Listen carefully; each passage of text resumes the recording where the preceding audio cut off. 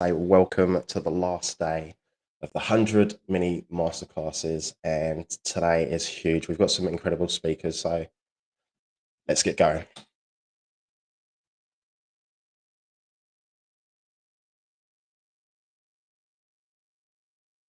Finally got an interview for the dream job, and after working with him, I got it, and it was simple and it was easy. Yeah, I've really enjoyed the journey.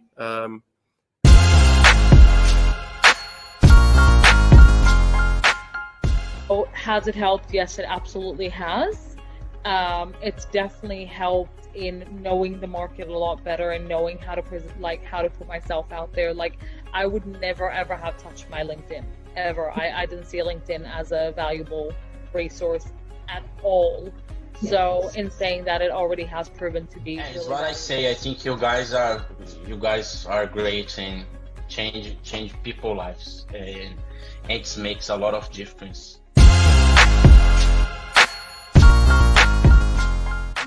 You deliver at a very high level. It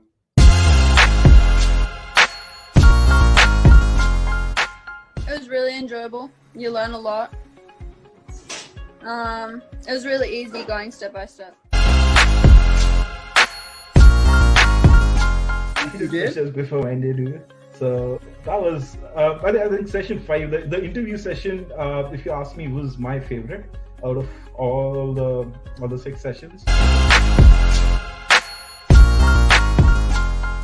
So it's not only helped me in my personal branding, but it's helped me now on the business side, where I feel very, very capable to go into,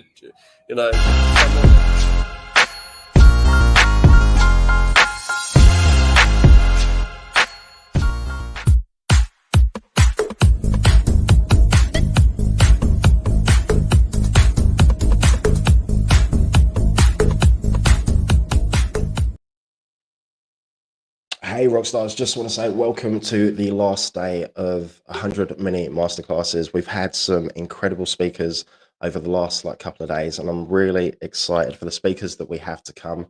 The reason that we are here, not because it's my birthday, it's just a great coincidence. It's because we're raising money for Rett syndrome and Angelman syndrome. So Rett syndrome is an incurable disease at the moment. However, the doctors, the experts, the scientists are close to finding a cure.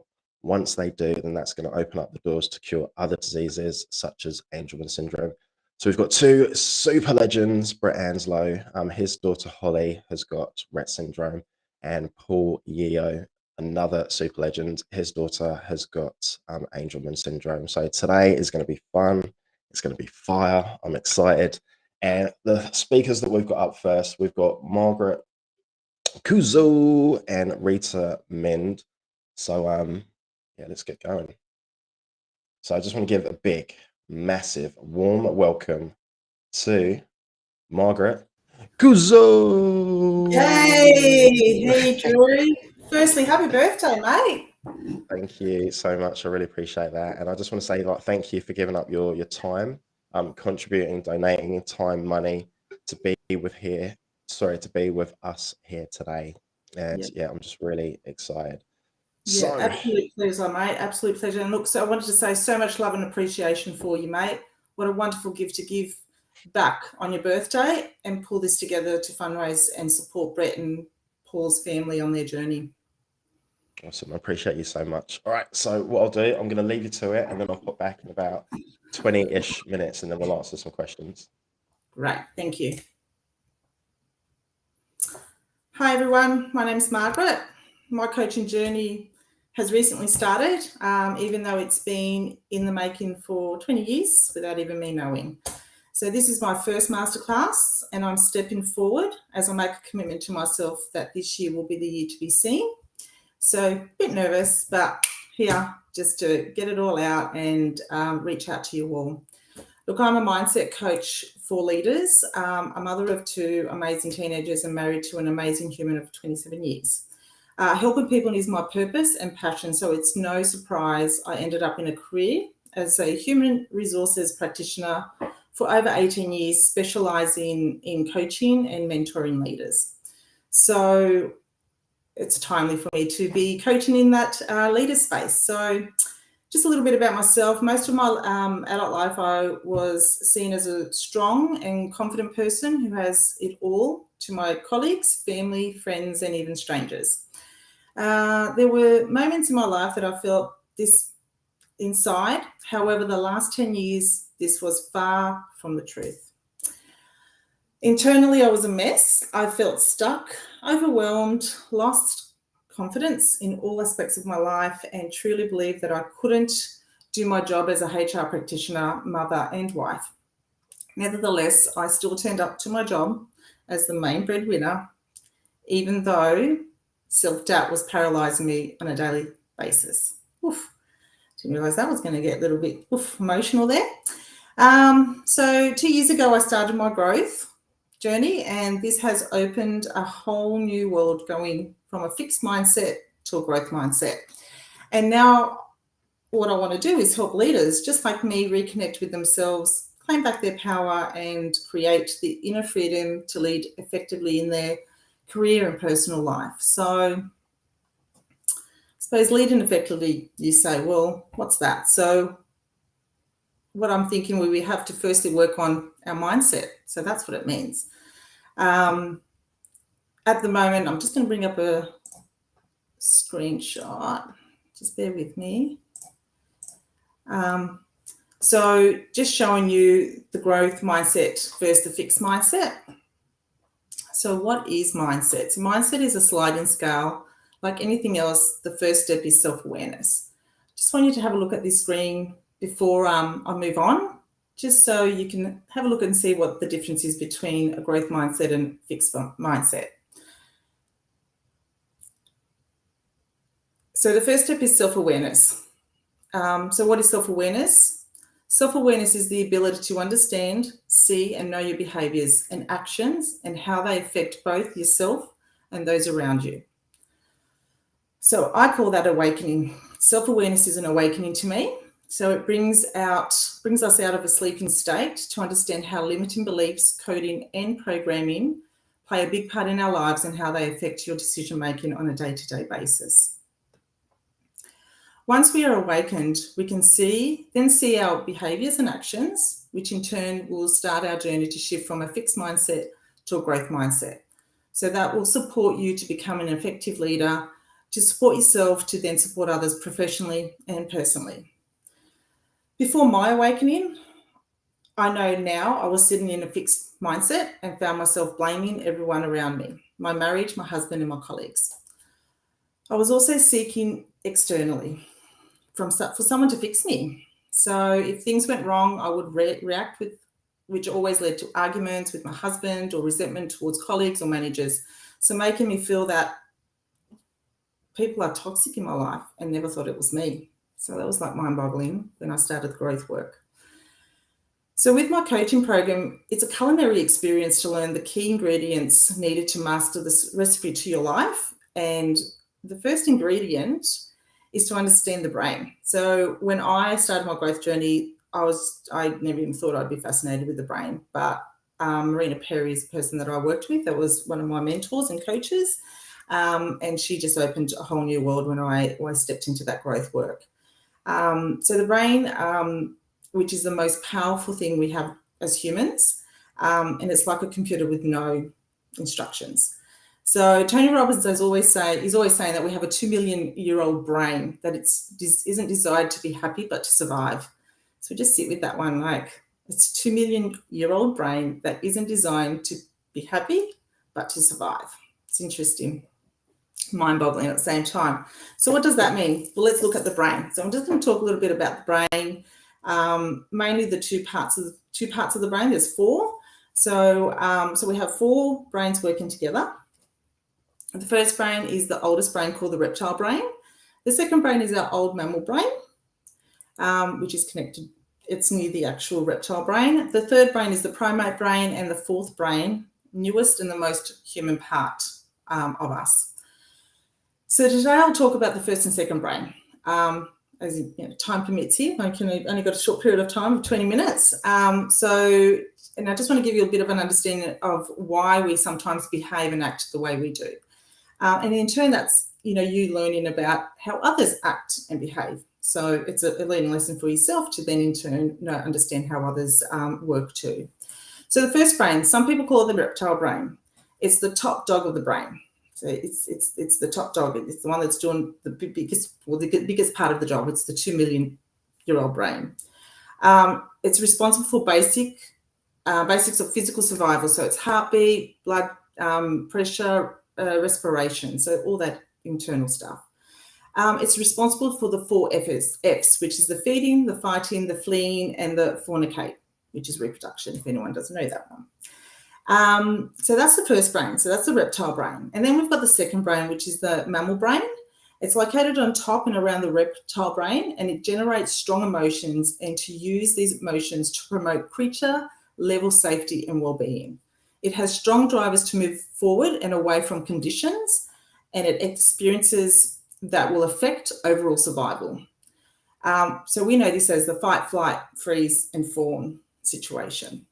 So in a nutshell, the first and second brain collectively I call, and Marina, one of my mentors, calls it the critter brain, and I'm sure others do.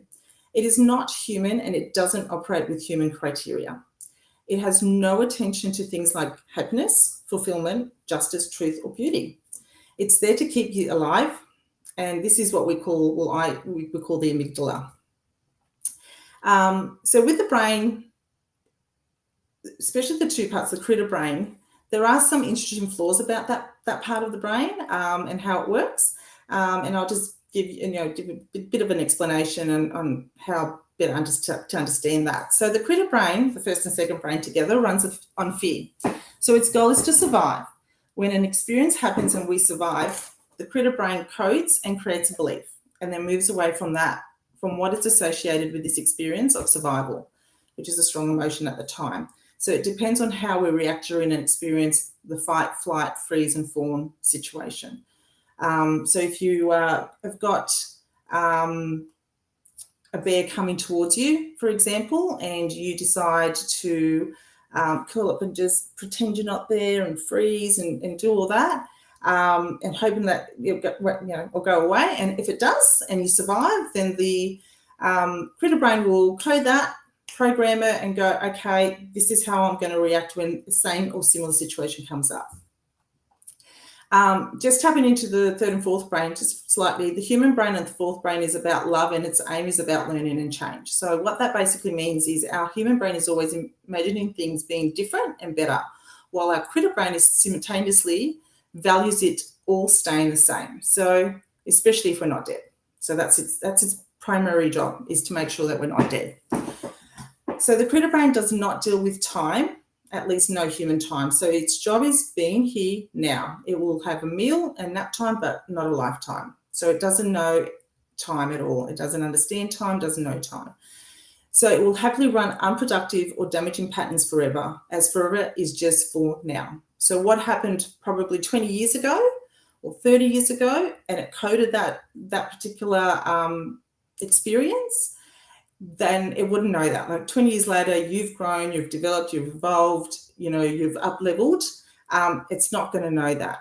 So it will always go into that reactive mode or send out the alerts to say, oh no, this is not safe. Go into the way we dealt with this originally. So the critter brain has one success indicator. Are we dead yet? If no, it gives itself full marks as it's done its job. So it celebrates. Difficult or tragic experiences do not affect the critter brain. It only ensures there is a heart and that it beats. So that's all it's doing. So meaning the human riding on top is in agony. So that's us doing our day-to-day life.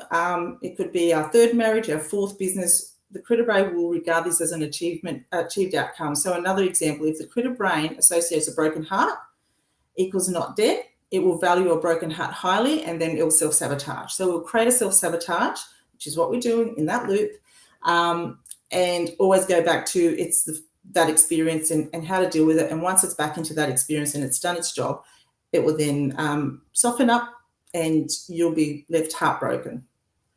But it's doing its job. So the critter brain in a nutshell is there to keep you safe and survive to ensure you're not dead. An experience which equals not dead will code this as a win, and it will repeat this cycle, and it will equal as not dead.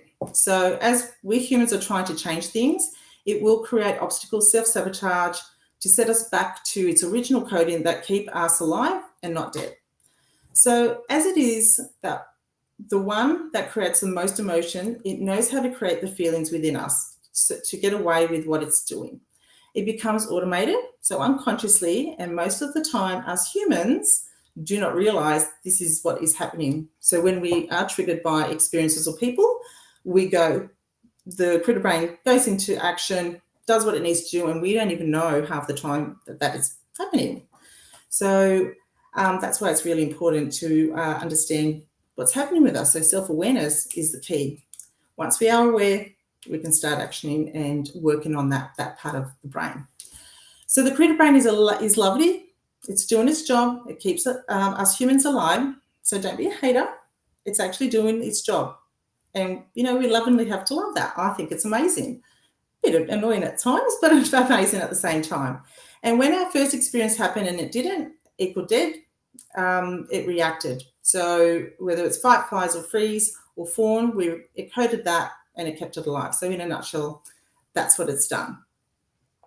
So like I said, when humans try to change something and it goes close to the coding or belief, it sends out a red alert, and the amygdala takes over the brain and it does what it needs to do, and then make sure that you're not dead, and then it goes back to its original conditions. Once it's all done and it's safe, then it'll just stop reacting. So at the end of the day, it's kept you safe and alive, but it really doesn't do much for you now after so many years. I like to just do a comparison, like Tony Robbins uses the air conditioner scenario, just to give you an example. So imagine you're an air conditioner and you're set at 40 degrees. And as you start working on yourself, you start going higher and above that 40 degrees, but your system, the critter brain's going, oh, red alert. No, you ain't above 40. So it thinks it's in danger, and then it'll self-sabotage. So without you realizing, you'll push you back down to the 40 degrees and under, and the critter brain has done its job. So it will then celebrate, yeah, done this, done my job, I've got it. But you're, like I said, left feeling down, depressed, horrible. I call it a merry-go-round without a stop button. That becomes your life. So you're just going over that self-sabotage loop over and over again. So the key, I suppose, is from going from a fixed mindset to the growth mindset is, again, bringing awareness into our lives. So that's part of my program, working with leaders, not just to support them in their careers, but also their personal lives. So once we become aware, we can then start to take the action to make the conscious choices, which is the second ingredient in the in-between. So that's the stimulus and the response versus the response. So I don't have time because Dre's going to go time, Margaret. So, we can do, we can do that later on. Which would be the next step to take your power back. So once we get the awareness, we can then take the action, and then we can make that conscious choice, which is the next step to take, bring our power back. So there are other key ingredients to then support you to reconnect with self, to support our system to feel safe and allow you to set the air conditioning a little higher, ultimately stepping into your higher self. So through my program, it's giving you the key ingredients to then work towards your higher self and create change that you need in your life. So as a leader, how you see yourself, and this is what I believe, as a leader, how you see yourself is how you see others. So as a leader, how you see yourself is how you see others. So what I'd like to leave you with is, as I've left this image up, just for you to have a look and see, where do you sit at the moment? Are you in the growth or the fixed state? Where you see yourself in this image also is how you see yourself as a leader, and then how you then, I suppose, project or set the energy that you put into your staff. or your personal life. So leaders doesn't mean just your personal life. It could be your working life. It could be the personal life. So have a think about what kind of mindset do you have. So changing my mindset has been life-changing. I strongly believe that as leaders, we should walk alongside each other and lead to inspire, encourage, and motivate, which is what I'm doing on a day-to-day, and I just really love it. And by doing that, we're creating a safe space for all to be seen, heard, without judgment. This will also create a trickle effect of change within your professional and personal life. So when you make the choice to go from a fixed mindset to a growth mindset, your whole world changes, but also people around you, your professional career, people that you work with, they will see the change in you, but also without realizing you will do the changes, and they will make the changes without realizing. So it's really, really important to really see where you're sitting at with your growth mindset or you're the fixed mindset. So putting it out to you all, reach out if you're ready for the mindset change. Hit me up if you need to. I'm open and willing to work with you and really support the space to give you the key ingredients on how to shift from the fixed mindset to the growth mindset. And that's me for tonight, Drew. Hey, Margaret, just want to say that was absolutely fire. I think someone needs to call the fire brigade and hose you out, because that was hot. Thank you so much for that. I love the fixed mindset and the growth mindset. And I know, like growing up, very much in a fixed mindset, that yeah, it's just interesting, like how you can grow and develop. So we don't have any questions at the moment. However, I've got a couple of questions for you in relation to, like, your current clients or people that come see you about using your services. What would be some of those what would be some of those problems, pain points, challenges that you'd see? So with regards to, I suppose, for me, when I was in the space around as a leader and supporting leaders in their space, it's opening your mind around how they see themselves, because the self-doubt comes in, whether you're doing the right thing, are you leading your staff correctly? So it's more around the self-doubt than not believing in themselves, even though they may show that face value in the back end. They're a total mess, and we're there to support our leaders. So and I always say, who supports the leader? So we support, as a leader, I'm supporting all these staff, but who's supporting me? So yeah, commonly that's the clientele that I would get in regards to just supporting them internally to be the best leader that they can be, but also within their lives. It's not just even within their profession. So yeah. I love that. Thank you. And what do you love most about coaching? Oh my God, it's just that change that I can, the ability to change, or give the person that ability and know that they can make a change, and that life doesn't have to be that merry-go-round or the daily grind of just going to work, coming home and not really feeling alive inside. It's the trickle effect also. Once, you change one person's life, then they will, they'll do their bit, and then they'll change somebody else's life, which I suppose in a leadership role especially, they're also changing their staff or employees' lives. I'm a big believer, walk alongside your staff. They're also leaders. So, yeah, it's just making that trickle effect and change all over the world, really. Love that. Thank you. And on the flip side of that, is there anything that you dislike about coaching? No, I've always done it. There isn't anything that I don't. I just love watching the change, the physiology change, and the change in them as a whole. I couldn't even. Oh God, that's a really good question. I haven't even. No, I would say no. Nothing on my end. Nothing.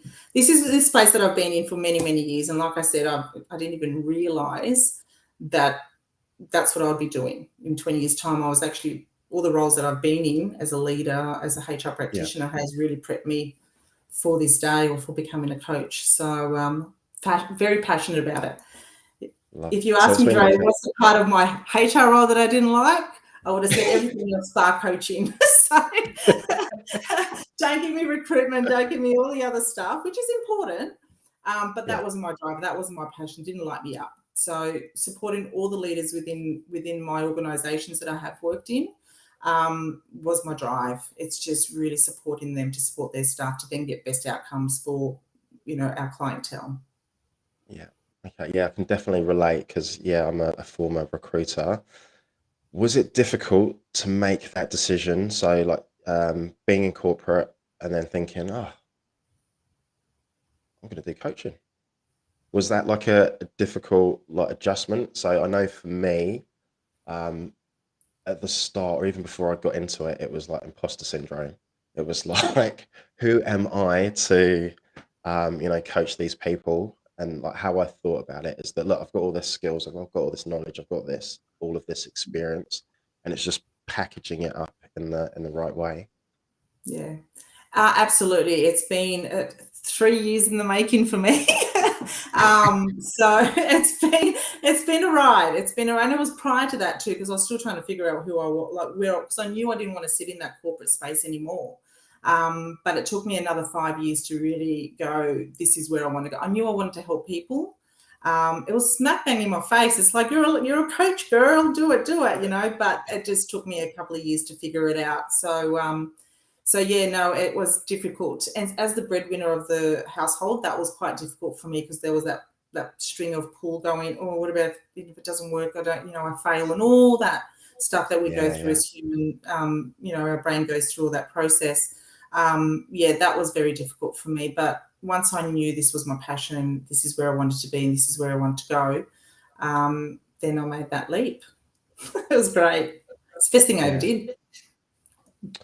I love that. So, because what we do is, it's a spiritual game. It's an emotional roller coaster. There's highs, there's lows, there's highs, there's lows.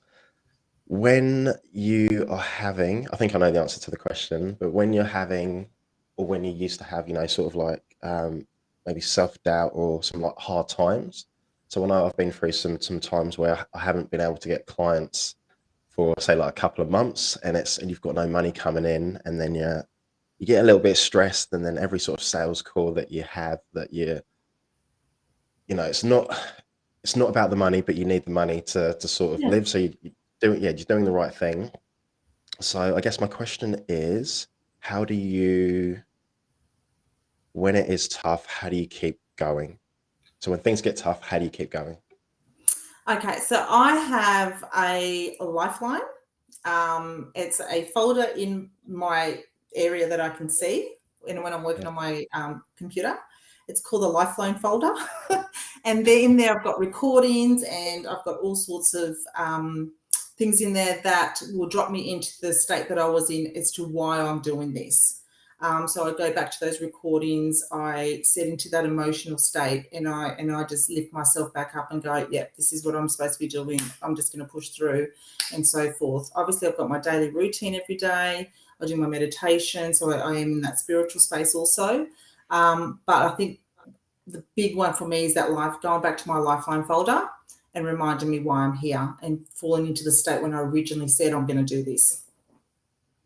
I absolutely love that. I think I'm going to steal that. I'm definitely going to steal that. Yeah, because what I do is for me, when I get beautiful messages from people, I'll do a screenshot, and I'll think, okay, I'm going to put that somewhere, but I completely forget about it. So I should actually put that into sort of a folder, so when things do get a bit hard, I can look at those messages and yes, I'm on the right track, I'm doing the right thing. Yeah, I'm stealing that. Yeah, that's a great idea.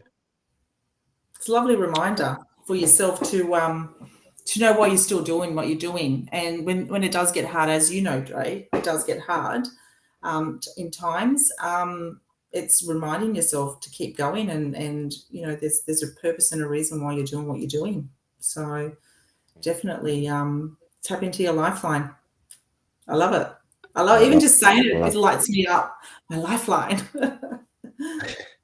All right, 2 questions. What's the best way to get a hold of you? At the moment, Facebook. So DM, if people want to reach out to me, DM me. It's Margaret Cuso, Facebook, and just direct message me at the moment. Like I said, I'm just stepping into the coaching world at the moment. So, that's the best way to get me at the moment. Brilliant. And final question. Do you have anything sort of like inspirational, motivational, anything empowering, like maybe a quote or even a dad joke that you'd like to leave us with? Oh God, put me on the spot there. I think the inspirational quote is that, we as humans all have choices, whether they're, ones that are positive or negative. I'm not really big a fan on those words, but, we've all got choices. And the most powerful thing we have as humans are choices. So make those choices for today. Don't wait for tomorrow. They matter today. So make the choice today. If you feel like you need to make that change, then just do it today. Don't wait.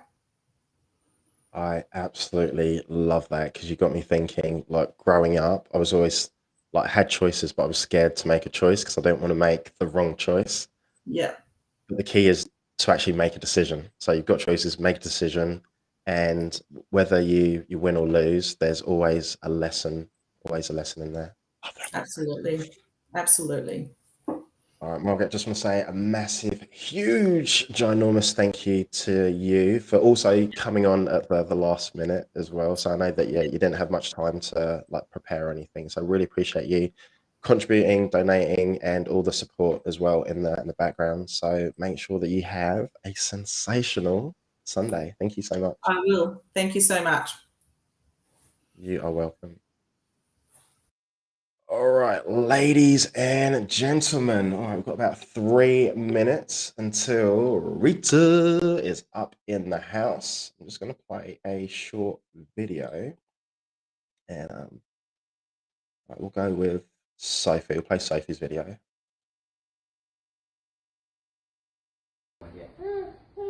Come on, Sophie. All around the mulberry bush, the monkey chased the weasel. The monkey thought she was going to goes the weasel. All around the mulberry bush, the monkey chased the weasel. The monkey thought she was going to goes the weasel. Girl. Come on, mommy's the that's right, you make her walk yourself. Gently down the stream. Merrily, merrily, merrily, merrily, life is but a dream. Good girl. Row your boat gently down the stream. Say hi to it. Merrily, merrily, merrily, life is but a dream.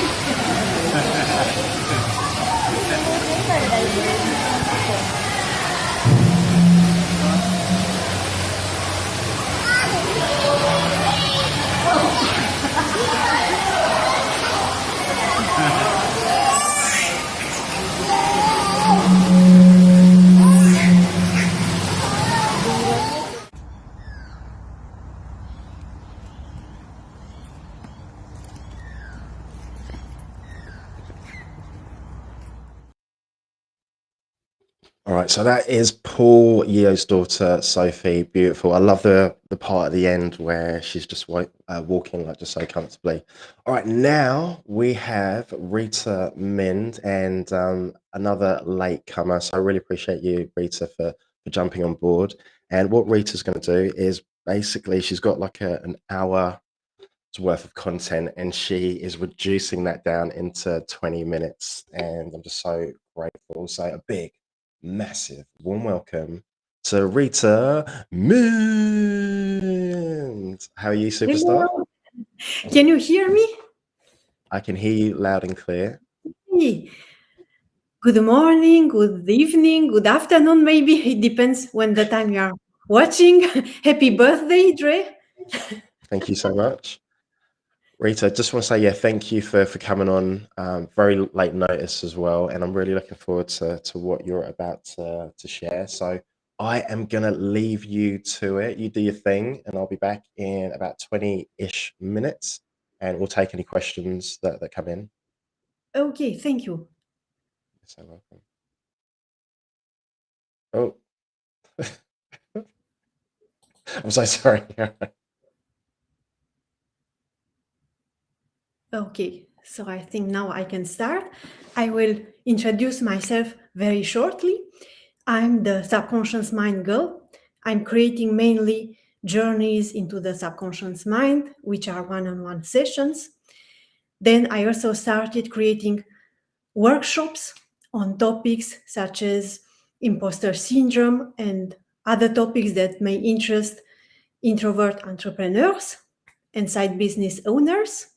And lately, I decided to replace one of my next workshop by a solo show.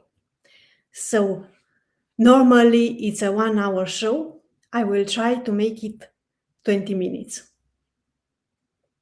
And my show, it's called Dreams, the Owl Who Sent Me a Dream, because I'm mainly talking about a nightmare that I had and about my journey in overcoming this nightmare and one of my biggest fears. So let's start. Dreams are like owls. Owls come from the deep forest, from the world of the unknown, from the far, far away land. And they usually come with a message, with a letter. It can be a teaching, a warning, an advice. Most of them are funny, exciting, but they can also be scary because some of the dreams reveal our biggest fears. And this is what mainly happened to me. Some dreams come once, we receive them once, and if we are not ready to understand them, to explain, to find the symbols, the message, they come again and again and again, which is why I had a recurrent dream. What happens in my dream? I'm relaxed. I'm in my grandparents' house. I used to spend every summer there after my parents' divorce. And I feel so good here. I feel happy, safe, protected, supported. Nothing bad can happen to me here. But it's a little bit strange. It's evening, it's getting dark, and I'm alone. This is very strange. Usually my grandparents are here. They always stay at home in the evening. The door is open. I close it. It was so strange. I remember I closed the door and I even locked it. The window is open. I run, close it. Oh my God, the door is open again. I close it. The window is open again. Oh my God, the door is open again. The window is open. And for seconds, minutes, hours, no, not hours, maybe minutes, I'm running between the door and the window, the door, the window. Something is sure. Somebody wants to attack me from outside. Does he want to steal something from the house? attack me, harm me, kill me? Is he a criminal? Who is that person? I would want so much to see who is that person, but I can't. I'm too scared. I can die within seconds. And I wake up. I wake up confused and scared. The next days, I decide to go slowly towards my family and some friends that I trusted to tell them my nightmare. But nobody really knew what to tell me. Oh, Rita, it's so strange. You are remembering your dreams. We don't remember most of our dreams. Sometimes we wake up in the morning, we don't even know that we had a dream. Why are you paying so much attention to your dreams? Nobody pays attention to dreams. You may have seen too many films. You shouldn't watch TV before going to bed. And happily, I met a friend who was open to the imaginary world.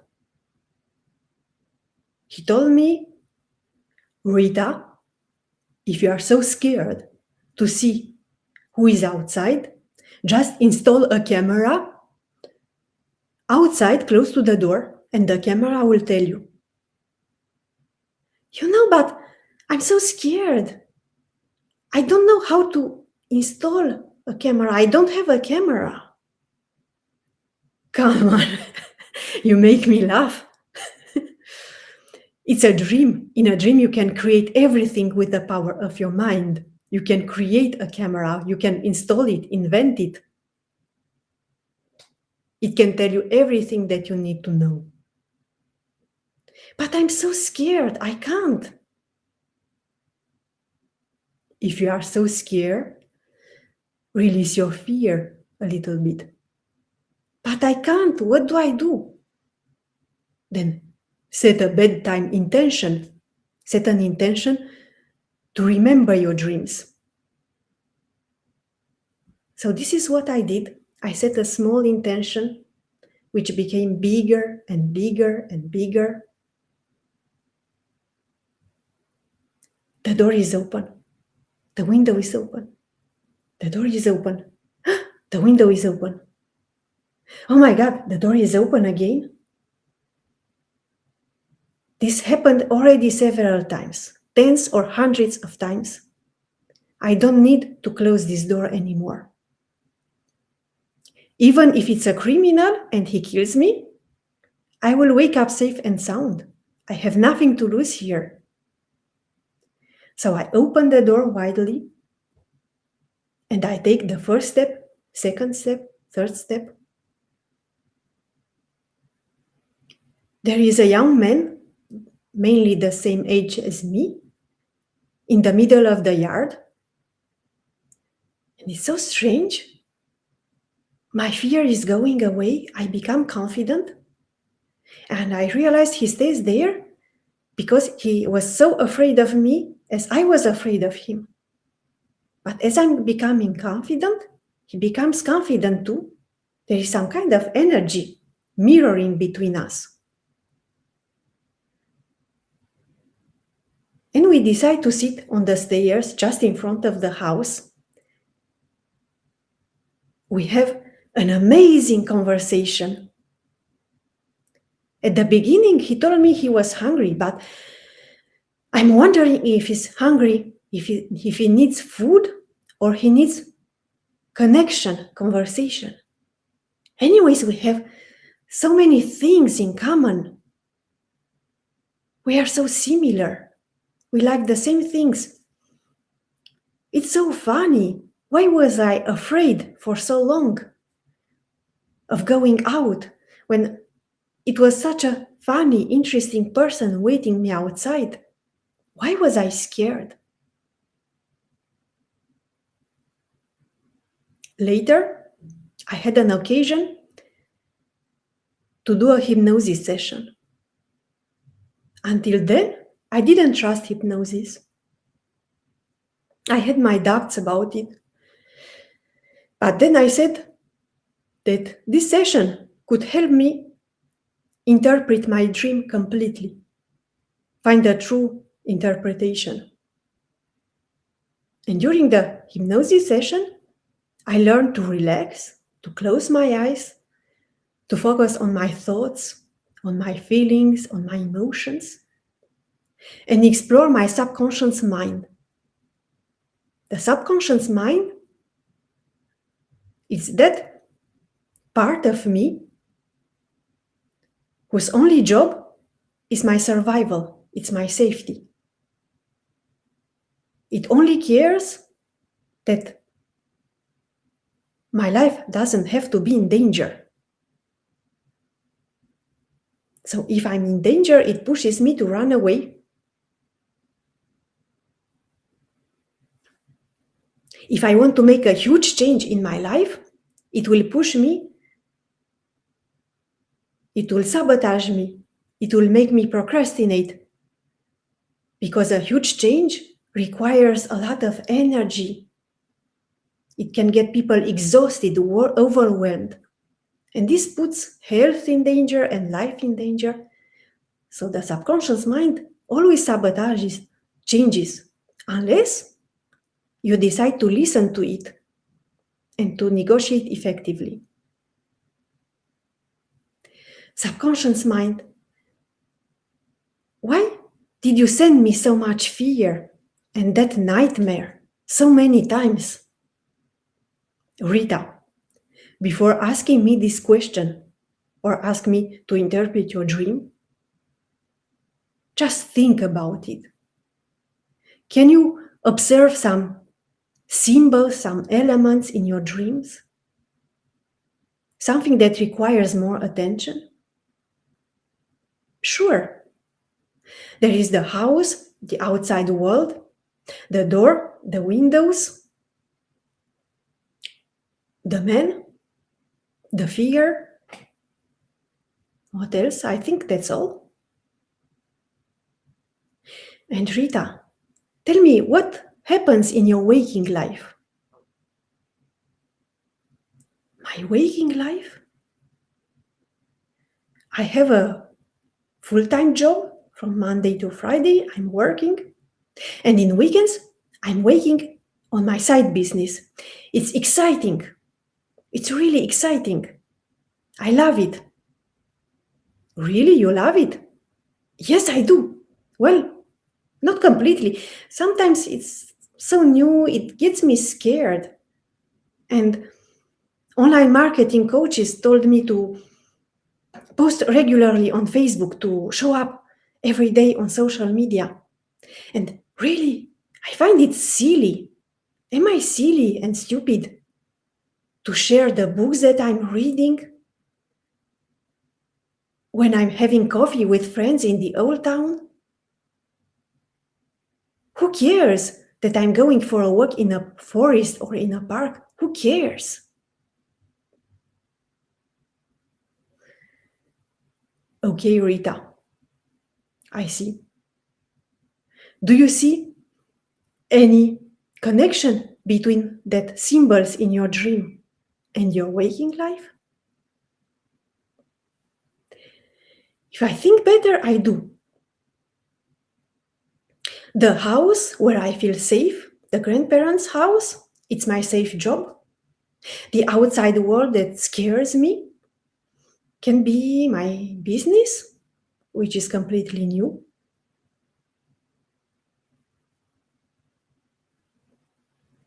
And what about your fears? Oh, the fears. In the dream, I'm afraid of the unknown world, of the outside. In real life, I'm afraid to make personal posts, personal branding posts that are too personal and silly. What do people think about it? I think we can call this fear of judgment and fear of rejection. Am I right? I think so. What happens when you overcome your fear? When you release your fear and become confident? What happens in your dream and in your waking life? In my dream, when I go outside, I realize there is nothing scary, nothing dangerous. It's an amazing friend. I have an amazing conversation. And in the waking life, how would you feel if suddenly you released your fear? I think I will enjoy making posts every day and find new friends who share the same interests, who read the same books or similar books, who also like walking, person who may enjoy finding out the new workshop I'm launching and signing. Okay, so you see, this dream is some kind of invitation to overcome your fears. Don't you think? Yes, I do. But what can we do? Who's sending me so much fear? Who do you think? Do you send me fear to sabotage my business? I'm sorry to say, I do. I send you fear. Why? Because this is what you told me. You made me understand that your job is safe and your business is something new, something that scares you a little bit, that requires a lot of effort, a lot of energy, that makes you feel silly, not understood, rejected.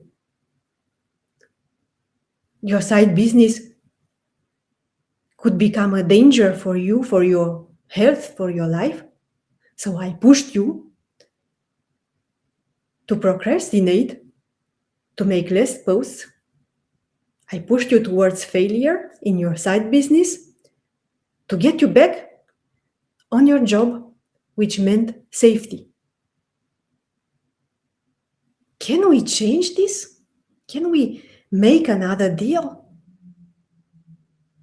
Yes, we can. You know, you need to make me understand that you love your job, that you work with passion, that you have fun making posts, that everything is easy for you. You have fun posting. You have fun every day, especially on weekends, don't you? Yes, I do. So I need to work with passion, enjoy everything I'm doing, have fun making posts, and that's it. That's it. Thank you, subconscious mind, for opening my eyes. You're welcome, you know. If you are relaxing and closing your eyes, you can meet me at any time and we can explore your thoughts, your emotions, your feelings together and overcome all your fears, all your other limiting beliefs if you need it. I also have to thank you for being willing to meet me, to talk to me. Usually people don't acknowledge me. They think that inner work, hypnosis, journaling, it's a waste of time. They don't trust it. I'm so happy that you acknowledge me. I can't find my words to thank you. And dear owl, thank you. Thank you for bringing me this strange dream, this scary nightmare, which revealed me my biggest fears. The fears I had to work on. Even if messages are ugly, It's an invitation to work on ourselves. Transform fears into confidence, transform fear of failure into success. Thank you.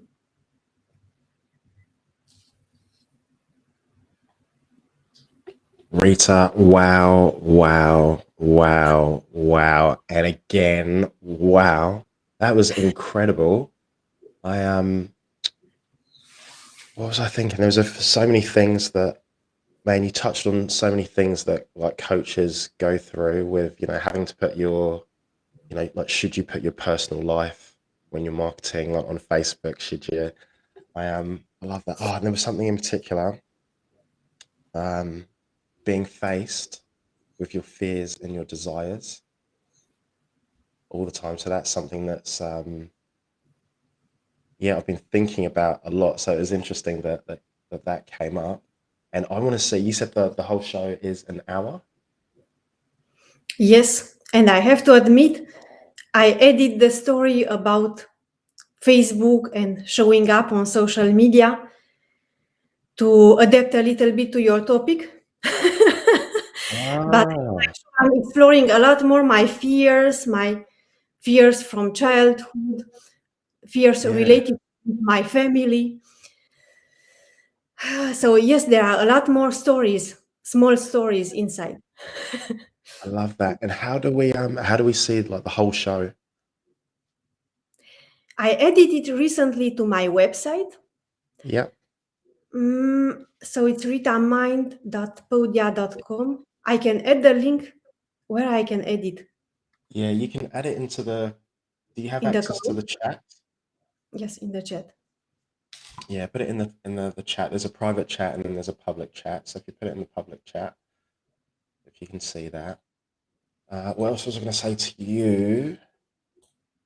The best way to get hold of you, is that through your website, or is that on Facebook or LinkedIn or email?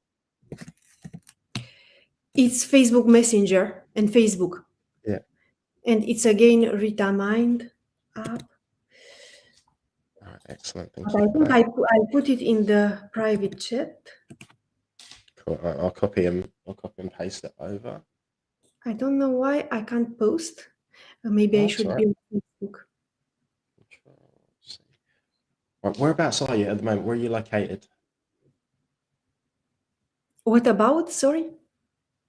Whereabouts are you located? In Europe, in France. In France. Whereabouts in France? In Angers, in the northwest. Okay, I've never. Can you say that again? Angers. Angers? Yes. Man, that sounds beautiful. I love the sound of that. It was just reminded Angers. Did I say it correctly? Yes, it's in the northwest on the Loire Valley. And I usually say it's at a half distance between Paris and Nantes. But usually people don't know Nantes. Yeah, that's awesome. Yeah, I've never heard of it. So, because my real name or my full name is Andre, and Andre is like French. Ah, so this is why you have an E with an accent. Yeah. So I just take the Dre. That's my nickname. So Andre, beautiful name. I haven't been to France for ages. All right, so we've got a couple minutes left, and all right. Time. What's next for you? What's on the cards for the next sort of 3, 6 months, 12 months? What have you got planned? Initially, I thought about moving forward with my journeys into the subconscious mind, with my sessions, with my one-on-one sessions and the workshops. But now as I'm doing the solo shows, I start enjoying them more and more. Yeah. So I think instead of workshops, I will do several shows that go together with a workbook. For this show, there is a workbook to download, and it helps people to explore their own dreams. And then I will see how can I work a little bit more on my shows, on my solo shows, my dreams. Yeah. I love that. And with your, like, say, with your current clients or the clients that, or potential clients that come to you and speak to you about like your services, what are some of those common issues that tend to come up that they have? They have several types of issues. Usually they are introverts Okay, yeah. having a side business. So they correspond a little bit to my profile in the past when I was Yeah, developing my own business. that's really And interesting. Sorry, after these you. are most of them. Then also, at some point, there were people wanting to work on their weight issues. hmm I had several sessions on this topic too, Yeah, awesome. which is a little bit different. Brilliant. Brilliant. All right, so a couple more questions. Actually, no, last question. Do you have something empowering, something inspirational, like maybe a quote or something, or even a dad joke that you'd like to leave us with? Make small steps. It's me in the nightmare. Take the first step, the second, the third. Make small steps because big steps are scary, and this scares the subconscious mind. And then it sabotages you. So this is not good. But if you make small steps, you get familiar to what's new, and it looks less scary, and then you feel more confident to make bigger steps. Let's say this. I love that. Thank you. So small steps, and then just keep being consistent, and then just keep going. Absolutely love that. Rita, I just want to say a massive, huge thank you to you for coming on at the last minute and also adapting like your show for us. And I'm definitely going to have to watch that again because it was incredible. So I loved it. So I've got so much appreciation, gratitude, and love for you. And yeah, thank you for jumping on and supporting and just giving so much value. You're welcome. Anyways, the show is on my website on the main page. Yeah. And usually every workshop or show is free for the first 48 hours. But now, as I wanted to launch it later, and I launched it a lot earlier than I wanted, I think I will let it free for a few days so you can download it. So everybody make sure that you jump on that ASAP before it's not free. Yes. All right, Rita, thank you so much. We'll speak soon. You're welcome. All right, so that was Rita Mittens. All right, next up, I believe we've got Leanne. And Leanne was on yesterday. And Leanne sent me let's get Leanne out here, actually. One of my faves of all time. Yes, Leanne. Pardon, that is you. Thank you. Thanks, First, Dre. you put me in tears this morning. I'm not sure if you listened to my voice message. I did. Yeah, you got me. You got me big time. I might actually cry right now. It was one of the best messages, Leanne, that I've ever received. So, like, thank you. And we'll talk later, Dre. You've got a day to get through of your birthday. Yeah. And I'm conscious that we're on record and there'll be people. Love you heaps. Happy anniversary. On the day you were born. Just wanted to, I'll let you introduce, but you know how I work, Dre? I get so excited and I really want to make this good content for this short period of time we've got. And so could you just come on screen, because I'm not to give my all to those that are looking at me, and also to be conscious of those that will be hearing this or perhaps reuse it again. I just want to make sure that I don't run out of time because you have so many great speakers and I don't want to crib into their time. So could you just come back on screen and I'll visually pick up that you're there, if that's okay? Sorry, everyone who's listening. Yeah. It's just to try and give you the best content. Yeah, so what I'll do, I'll come back at, we'll say about 20 minutes. So yeah, about 20 minutes time, and I'll just be in the background. La, la, la, la, la, la. All right, so I just want to firstly introduce like Leanne Hardinge. We first met UPW 2019, so a few years ago, and we met at the airport. And I remember Leanne came over, and she was like, "Can I sit here? I'm going to be very quiet. I'm not going to say a word." And we just spoke for ages at the airport, and Hours. Lucky I didn't say you could have a chat. I just said, I'll be quiet. Anyway. Yeah, So, and we've kept in contact. Great friends. I love that Leanne. She's always like looking out for me, checking in. Hey, just I want to say what's going on. How are you? And great friend, great mentor. And every time that I speak to you, your career, you've done a stunt woman. that was before you were born, Dre. But that's when the sound effect was hitting a cabbage when you punch someone. So I'm sure that times have changed. Yeah, so like incredible career. You're an incredible human. You are a giver, and you played a massive. When I was going through a tough time like last year, you played like a massive part in my life, and that was just perfect, just what I needed. So, and you're an author of the Fear-Free Workplace. I'm not sure if you can see that. Oh, sun's on it. It's really great. Dre is actually. We will get to the subject matter any minute now for those that are listening. But the book that Dre held up has actually been remodeled to make it more of a workbook because we found that in the field it wasn't able to assist enough people in actually reprogramming. So we'll talk about that at the end. But the actual title is Wellness at Work, which sounds pretty boring.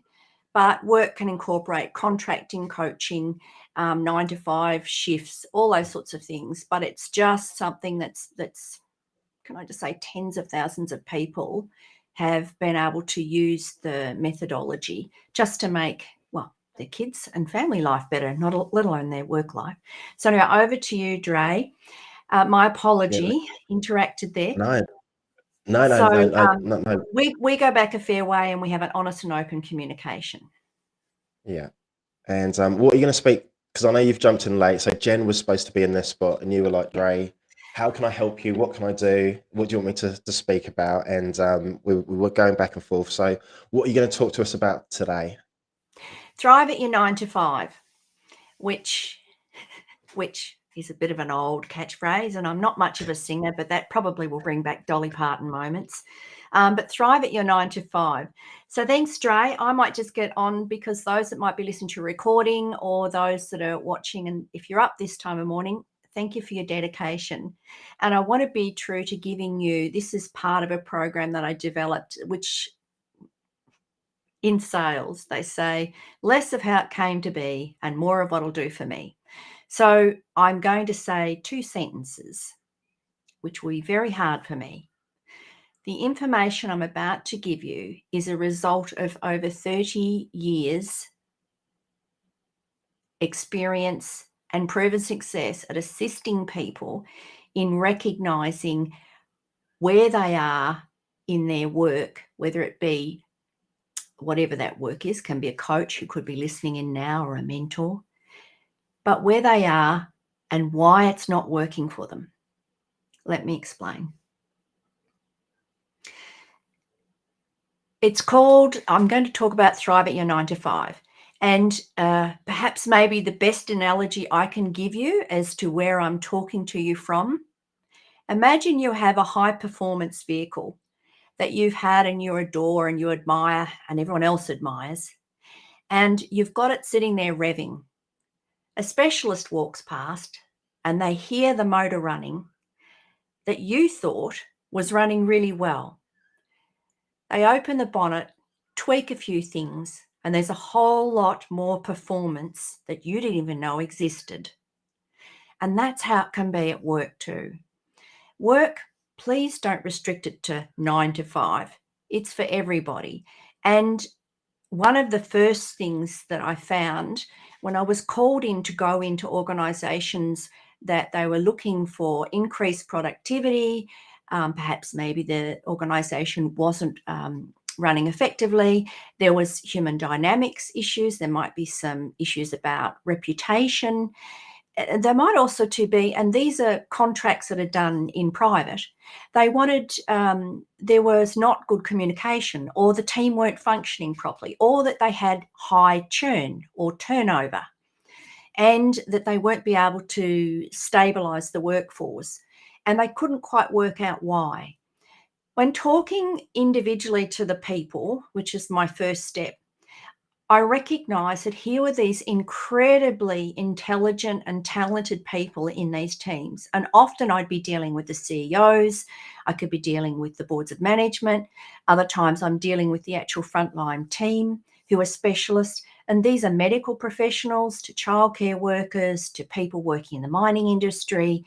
And they can be high level in the hierarchical chain that you might refer to as high level. But in actual fact, each different level of expertise and each different person's knowledge is of same value and of same weight.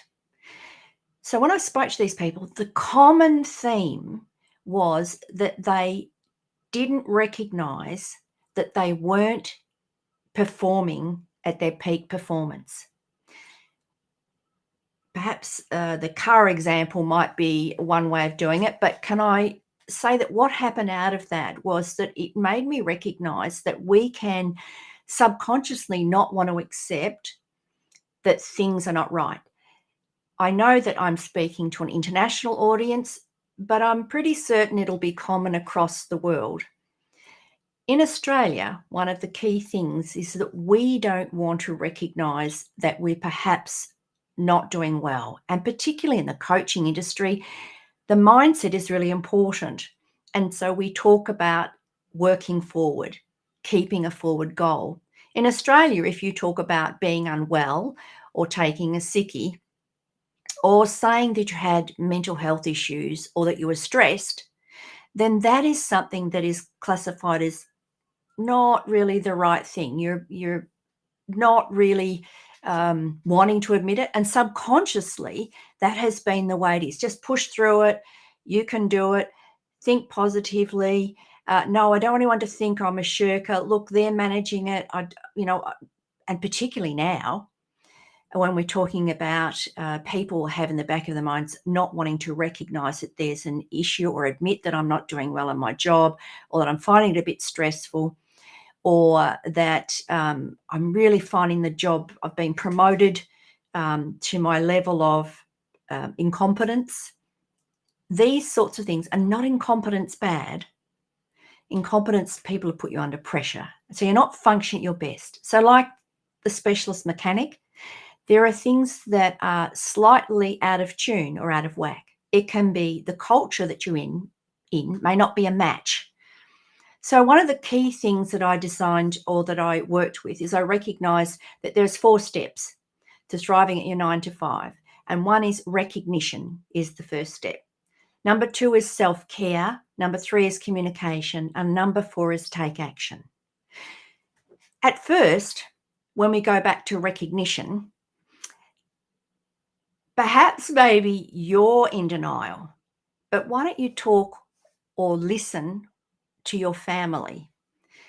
I bet you they can tell you how you've changed. If the job is not a match for you, which once again may not be your fault, if the job is not a match for you, the first people who may recognise it are your family. They're the ones that'll tell you that you're not the happy-go-lucky person. You're in your office at home, or even if you're working at home, you're not got a clear line between where work ends and where work begins. If you're self-employed or a consultant, your family may be able to tell you, Dad, this used to be fun, or you never come and play with me again, or your wife will actually notice that there is more anxiety, or that your conversations are more about what's going on. Or your husband may recognize that now there is other people's conversations and inferences and stories from work coming into your conversation, and you're drinking a bit more wine than normal. So recognition may not be that you recognize it. It's not something that we subconsciously like to recognize. We think incorrectly that if we ignore it, it'll go away. So, and forgive me, I'm pausing because this is actually a presentation that you would do individually with someone and that you would work through with them. The second stage, self-care. Okay, let me just use an example. In Australia, it's quite common for every workplace to require us to do a first aid course. In the first aid course, when you're doing the training, the first thing that you're taught is look after yourself, danger. So you are the most important person at an accident site. Ambulance officers, nurses, doctors, any of the professionals, workplace health and safety, all of those people, the first primary thing that you are to do is look after yourself first. You know, every time you get in a plane, you could almost, I would say, recite the saying, in the event of an unlikely accident. They then talk about the mask dropping down. And they talk about you putting on yourself first before you give it to a child or assist someone else. So the primary thing that you need to do is self-care.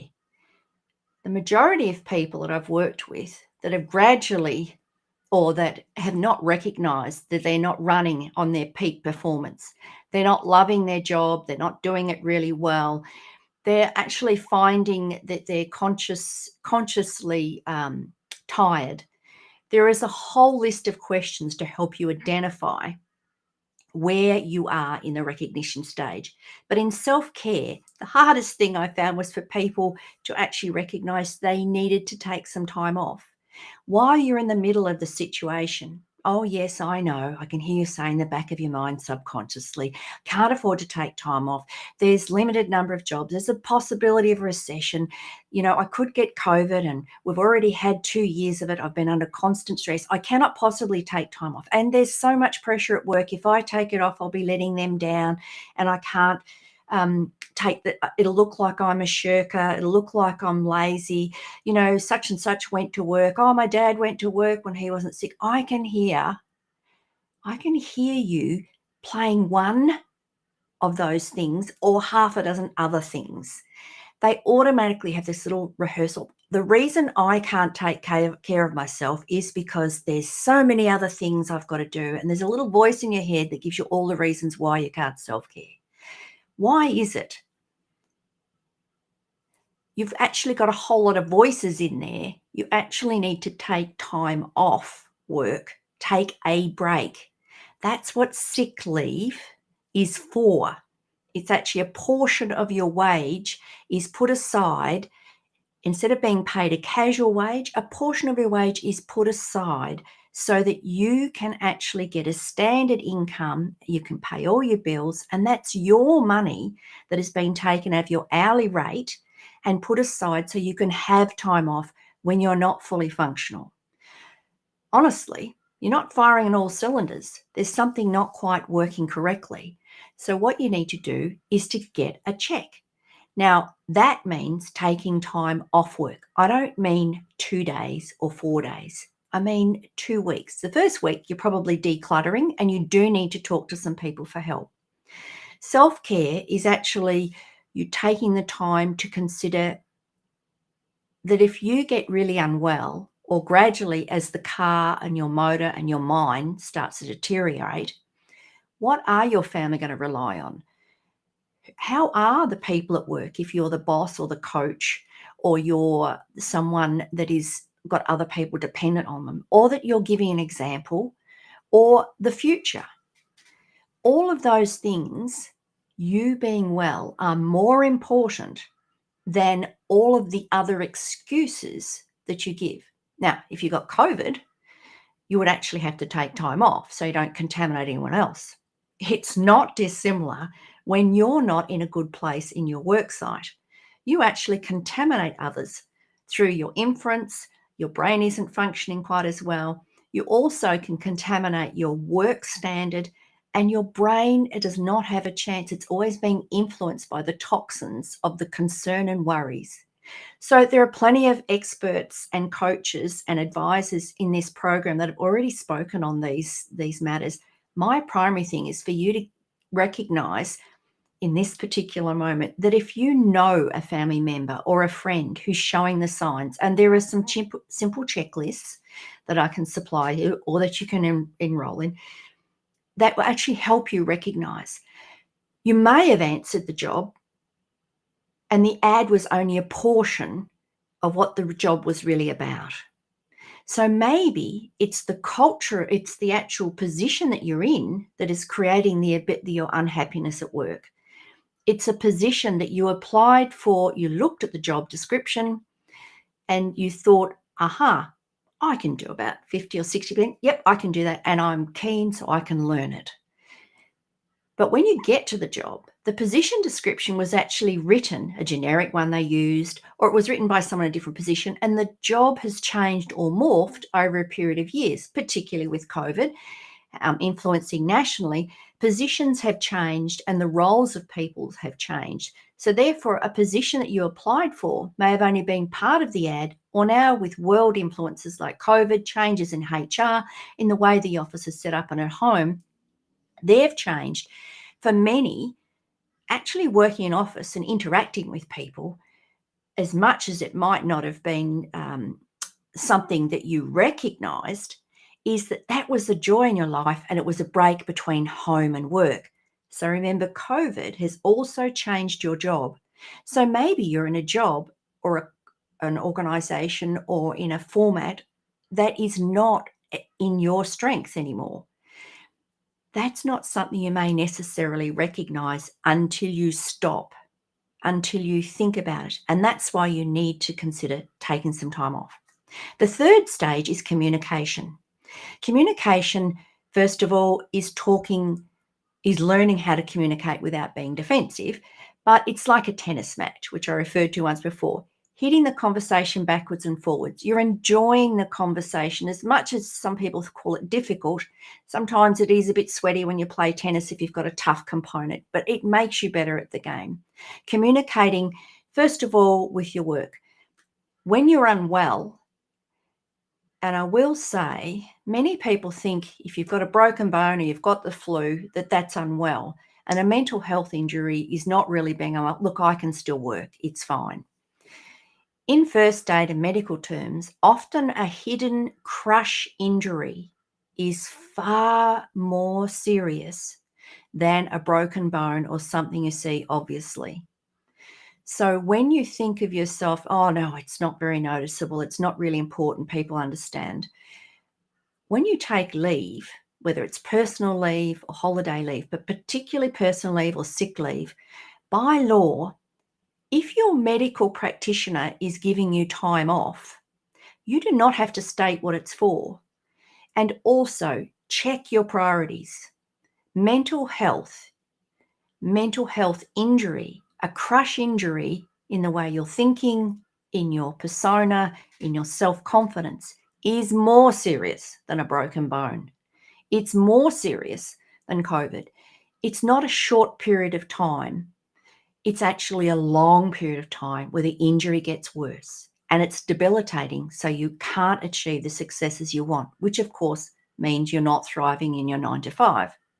Another thing that can happen is communicating. The third stage is communicating. So what you can do is, another thing that can happen is that you can be in a culture that is not healthy for you. So the toxic cultural nature of people's complaints. Many of the coaches and people that have spoken in the last couple of days have talked about the environment and taking steps in relation to how you think about it.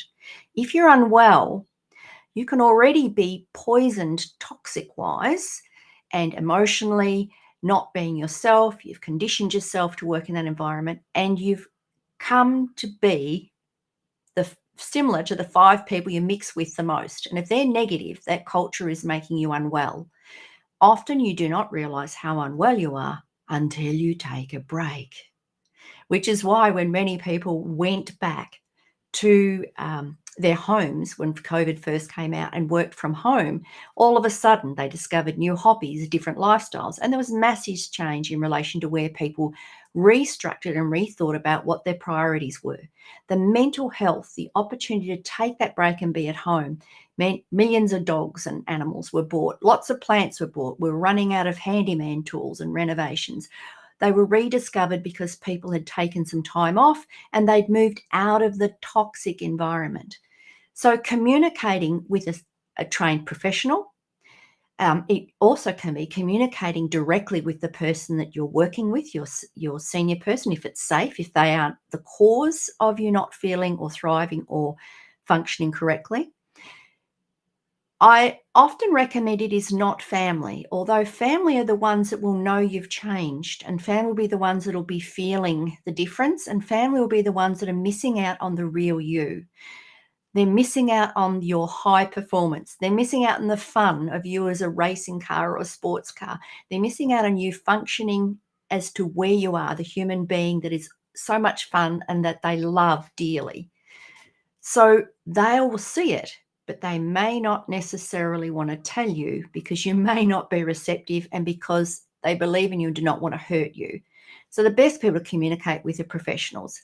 In Australia, there is they call it EAP, which is where the employer by law is bound to hire a professional that you can talk to about things at work that are actually creating stress. It's a service that the employer is meant to hire someone who's completely neutral, who's a professional in that field, who works for you. They're not allowed to disclose why. It's illegal for them to disclose your name. And it's not that they are working to collect information for the employer.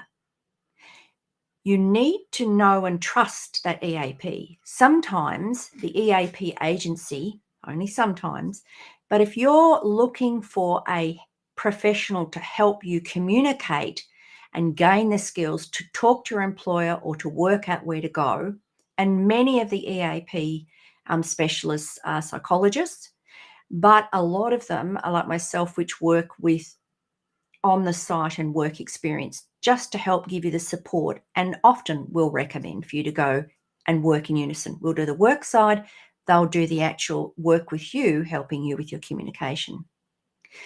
Those EAP agencies, you just need to make sure that they are 100% independent and working for you, and that they're not actually feeding back information. You can just ask them and check. If the EAP person is not someone that you feel comfortable or you feel too much information is going back, which by law there is a list, as I said, where they've got to keep it confidential, then go and talk to a psychologist or talk to a counsellor. There are many specialist work counsellors. Communicating with them will give you strategies to control some of your self-talk, because when you go into conversation with people, often it's not just two people in a conversation. You know yourself.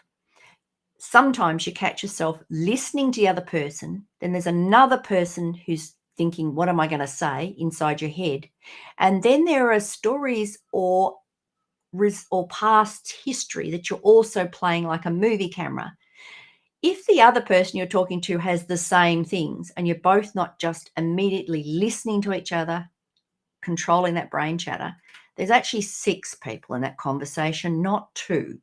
So going to a professional to assist you in focusing on what is the real issue and understanding how to communicate effectively, those things can actually overpower you and you'll find that you can't communicate effectively. So the 4th one is taking action.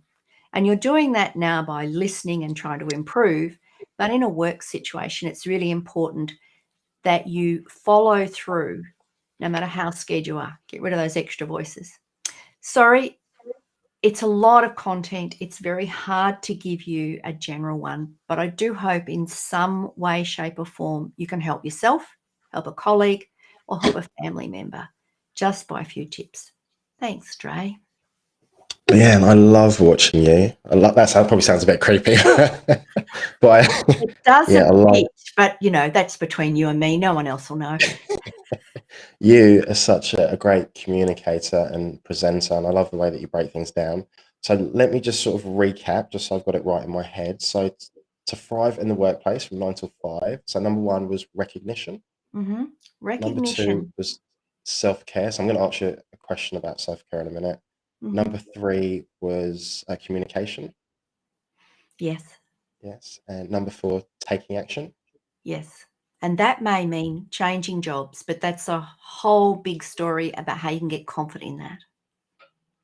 Excellent. And self-care. So I hear that word gets, well, it seems to me it gets thrown about quite a bit, like self-care, No. self-care, self-care. And I was a speaker at a self-care event a couple of weeks ago on the Clubhouse. What exactly is like self-care, and how would someone go about, looking after themselves? What type of things would you suggest? Or So everybody's going to have a different interpretation or example when you ask that question. So I'm going to give a general answer, but if someone's got those, it probably needs to be more specific. Generic answers are a bit dangerous.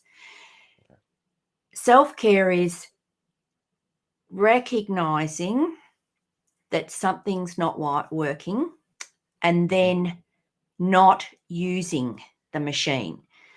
So, and going to a professional. So like I said, you'd go to a specialist. So self-care is taking the time off work, finding the right mechanic, a specialist, to work with what the problem is with the motor, which is your brain, and cutting the use of that down. No matter, I need the car, I need you to come to work, I need this piece of information. Turning your phone off, not doing your emails, actually not thinking about work, and going and having a break because your actual engine is not working correctly. I'm using an analogy because I think that often it's people think it's some mystical thing, but taking the time off and doing some of the things that you enjoy, but you must go and see someone at the same time after at least a week, so that they can help you reframe. If you're getting anxious before the end of that holiday, guess what?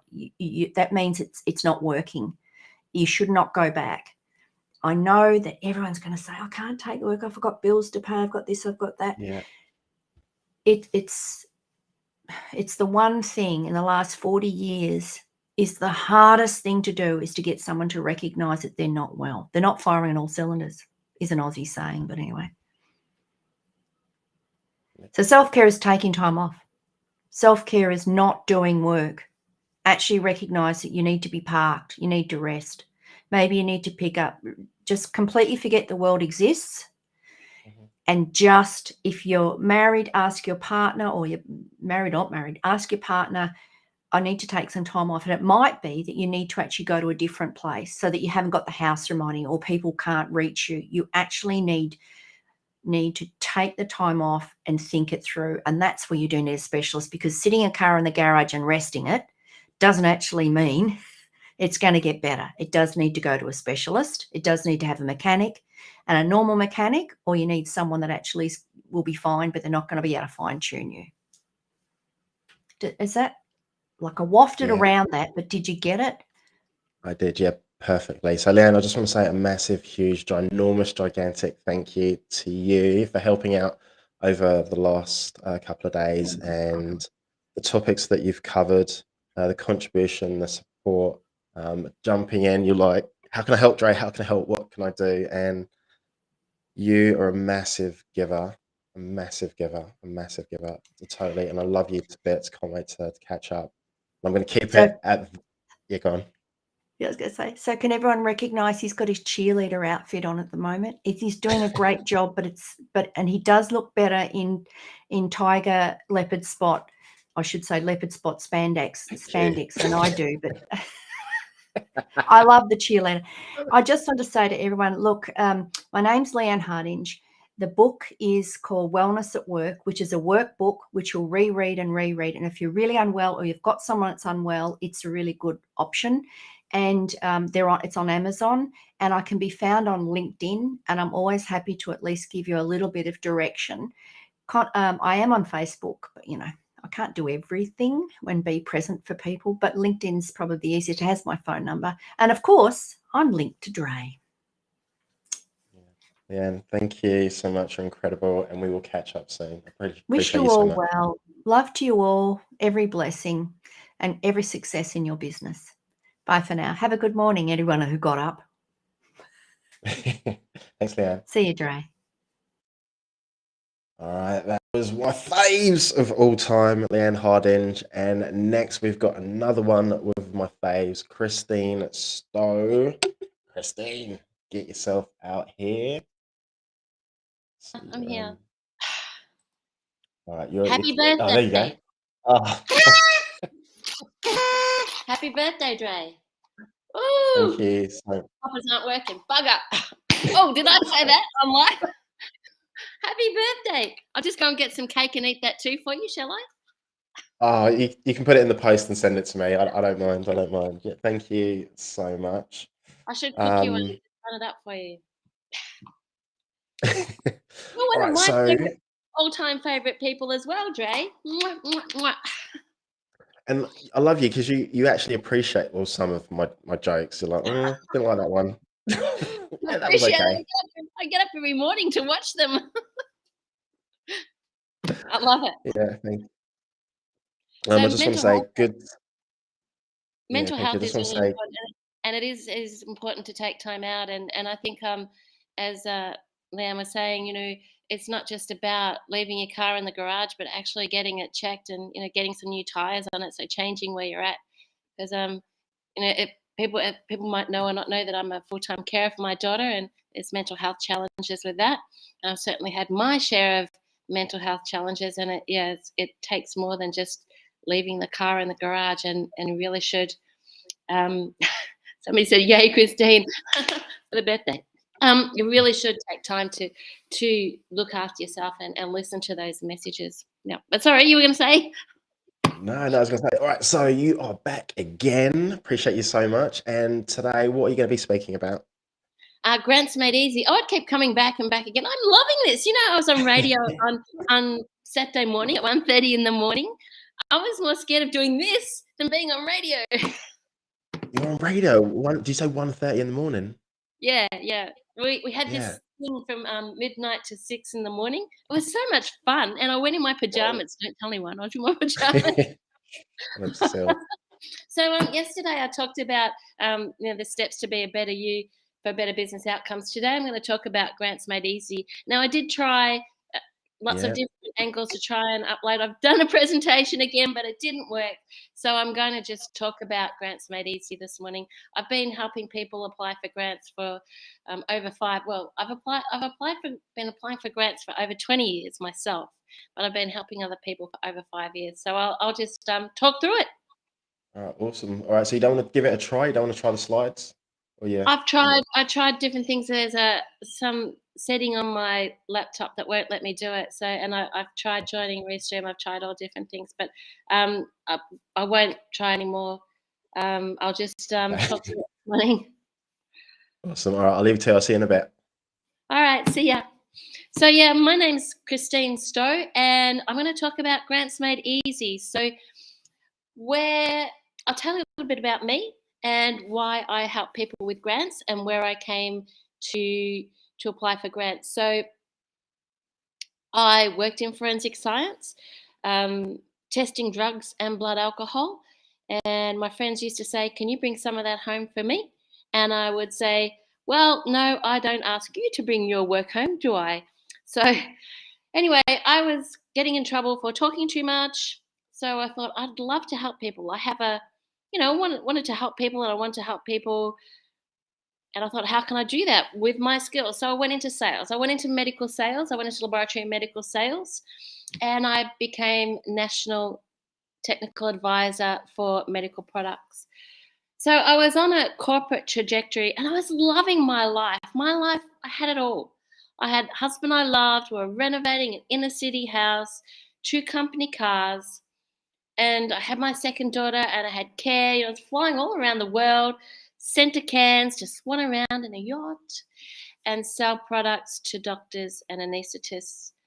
Had my second daughter and was ready to go back to work. And the child and maternal health nurse said she's not meeting her milestones. From that day on, my life changed. The bottom fell out of my world, and I had to reinvent myself. As time went on, I got involved in politics. I was asked to stand in a state election on disability issues, so I had some background. But from early on, when my daughter was really young, I set up a support group to help other carers, parents of children with disabilities, and I applied for a grant way back in 2002, so 20 years ago. And from then on, I set up more support groups for victims of domestic violence. I set up a holiday program, which was best in the north. If in Melbourne, people are always saying, well, that's such a great holiday program for children with disabilities. And I went on and then got elected to local government. But along the way, I set up a not-for-profit raising funds for children with disabilities. So much like Dre's doing today, we didn't have Facebook. This was back in 2008. We didn't have all the social media platforms. We didn't have fundraising platforms. So we went out and ran events and raised money. From there, I got elected to local government. So from applying for grants, and I've been 100% successful in getting hundreds of thousands of dollars in grant money from government. Not just government, but other organisations as well. Hundreds of thousands of dollars, set up a special school, cafe for people with disabilities. So then I got elected to local government, and I got to see it from the other side. So from applying for grants and, writing in the applications and putting it in and hoping that we'll get the money. From the other side, where I was sitting at the table where the decisions were actually being made as to which grants, which organisations were actually given money and which ones were denied. So I got to understand what it is that it takes to find money if you've got a project that you want to get off the ground, if you've got a support group, or maybe it's a mental health retreats. Whatever it is, there's money out there for you. You just need to know the steps to take. So today I'm going to talk about the steps that you need to take to be able to get money from the government, or it might not just be money. Sometimes it's not money that you need, but sometimes it's resources. And I say that because I've spoken to people who want to set up really great programs, and yet they don't actually need the money. They think the money's holding them back. But if you take these 3 steps that I talk about all the time, then you can find the money and the resources and get your project set up. So if you're out there, maybe you're a business, maybe you're not for profit. Maybe you've got a really good idea that you want to help people, for mental health, or maybe it's in disabilities, or maybe it's, overcoming challenges, caring for someone with cancer, for example. It doesn't matter what it is. If you take the 3 steps, you can find the resources out there. Much like Dre set up this GoFundMe and the Angelman syndrome and the Rets, if you give people a way to give you money and give them a reason, they will give. And overnight, I saw that we got to $5,300. Woo-hoo-hoo! That's another cause for celebration. So give people a reason to give and make it easy for them.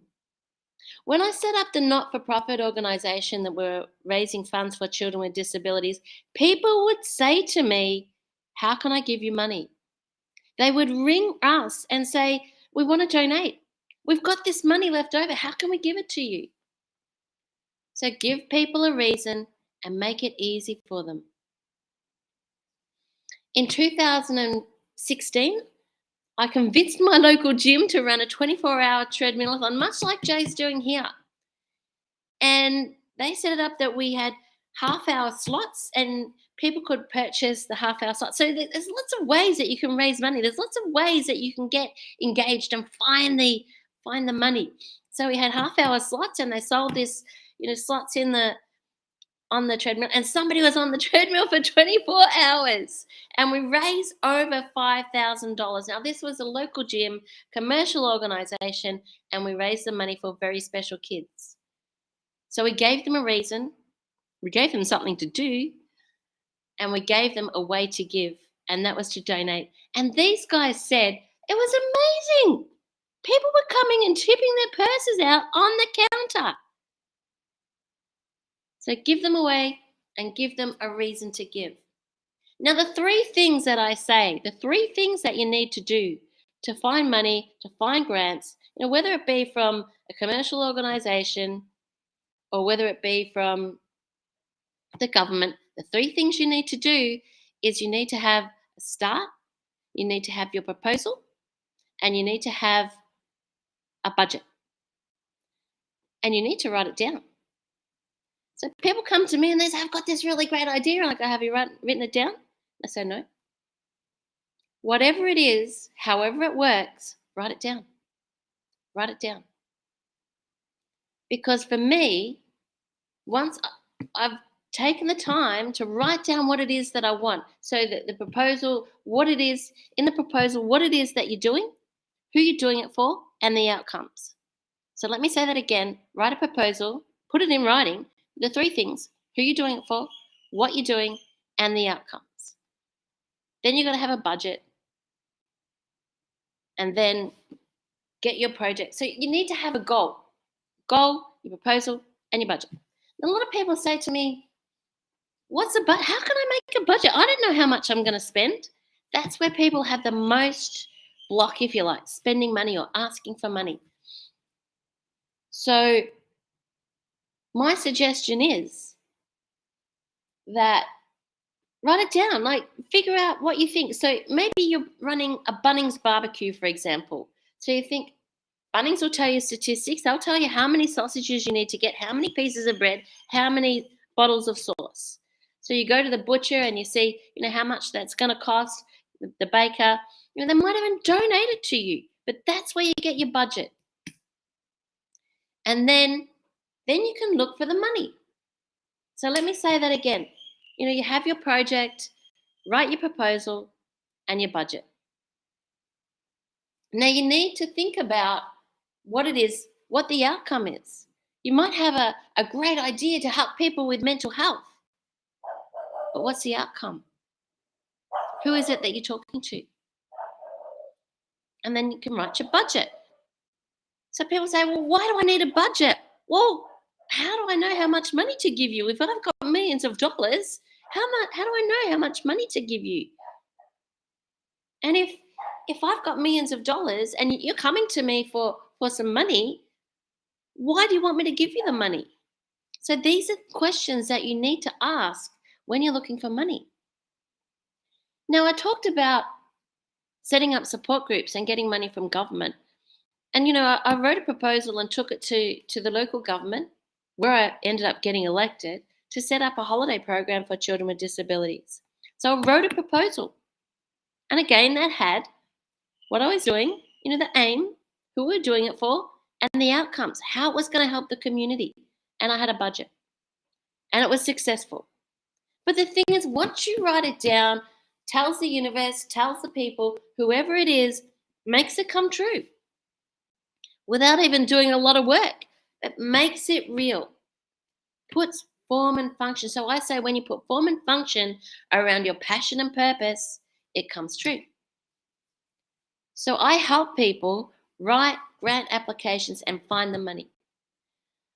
Now, places that you can find the money. So most often a grant is from a government body or a government organization to help something happen in the community. For example, helping children with disabilities. That's not something that necessarily is commercially viable.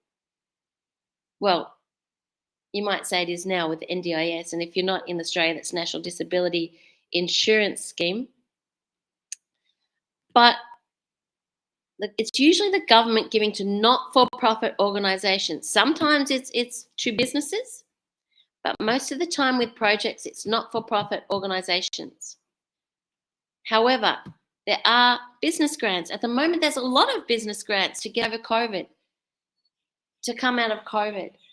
So you can look up government websites and find grants to help you, your business recover, grants to, it might be tide you over, or it might be to set up and run events in regional areas. Tourism, at the moment you can get grants if you're buying tickets to concerts and things in the centre of Melbourne to attract people back to Melbourne. So usually the government has a purpose. The government wants something to happen or wants an outcome. So you need to be, thank you. Oh, that's to Leanne. Okay. You need to be aware of what the government is looking, what their outcome is, and you need to speak to that. So again, if you're helping people with mental health, for example, so what are you doing? So who are you helping? So it might be youth from 15 to 25 that you're helping, and you might do that by running a retreat. And at that retreat, you'll need to focus on the mental health outcomes. Thanks, Brett. The mental health outcomes and how you're going to help that.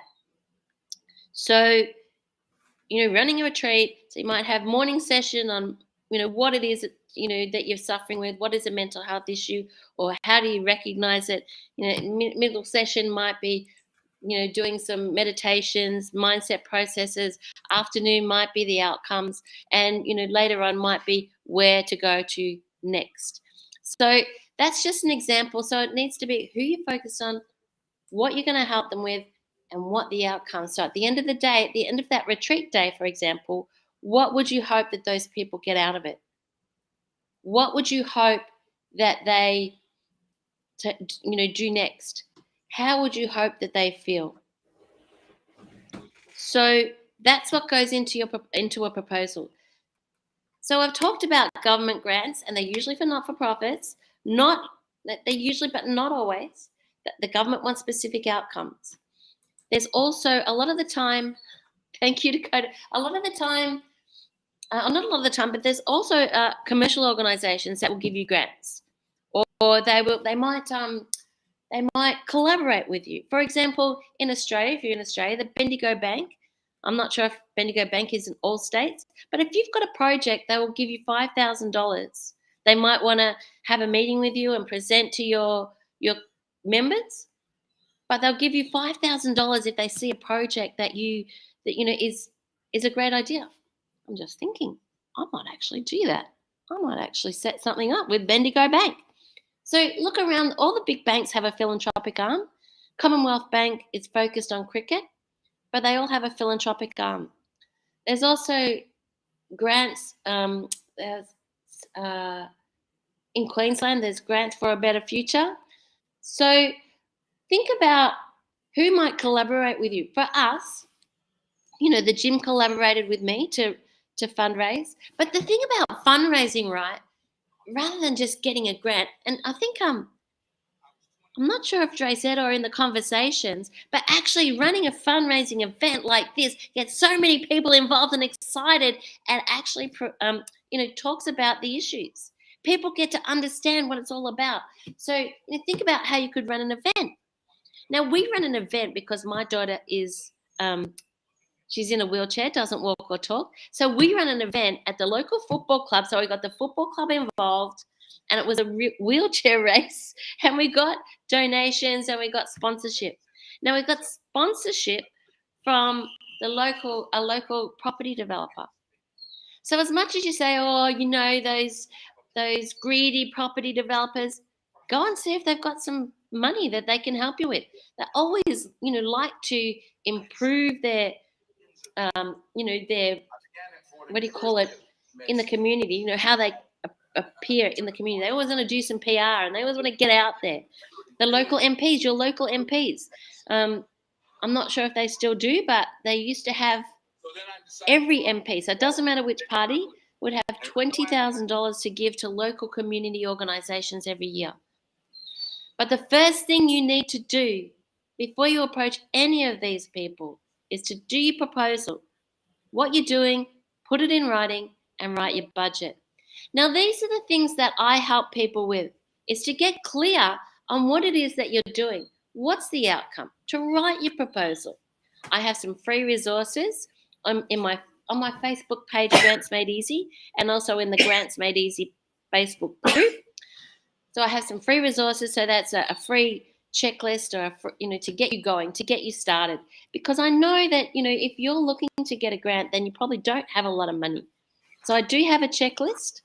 But if you want some more intense help, if you want me to help you with a budget, for example, people often don't know where to start with a budget. So I can help you. And those are the things that I talk about, and talk about where you can find the money, how you can get started, how you can get going. And I also help people write grants, apply for grants that they see online. So those are the things that I hope that's been helpful today. So make it easy for people to give, and give them a way to give. So give them a way, make it easy, and give them a reason, and people will give. As we've seen here with this great project that Dre's put on, and the 3 things that you need to do is, what it is you're doing, write your proposal, and write your budget. So if you've got any questions about that, those are the things that those are the things that you need to do. And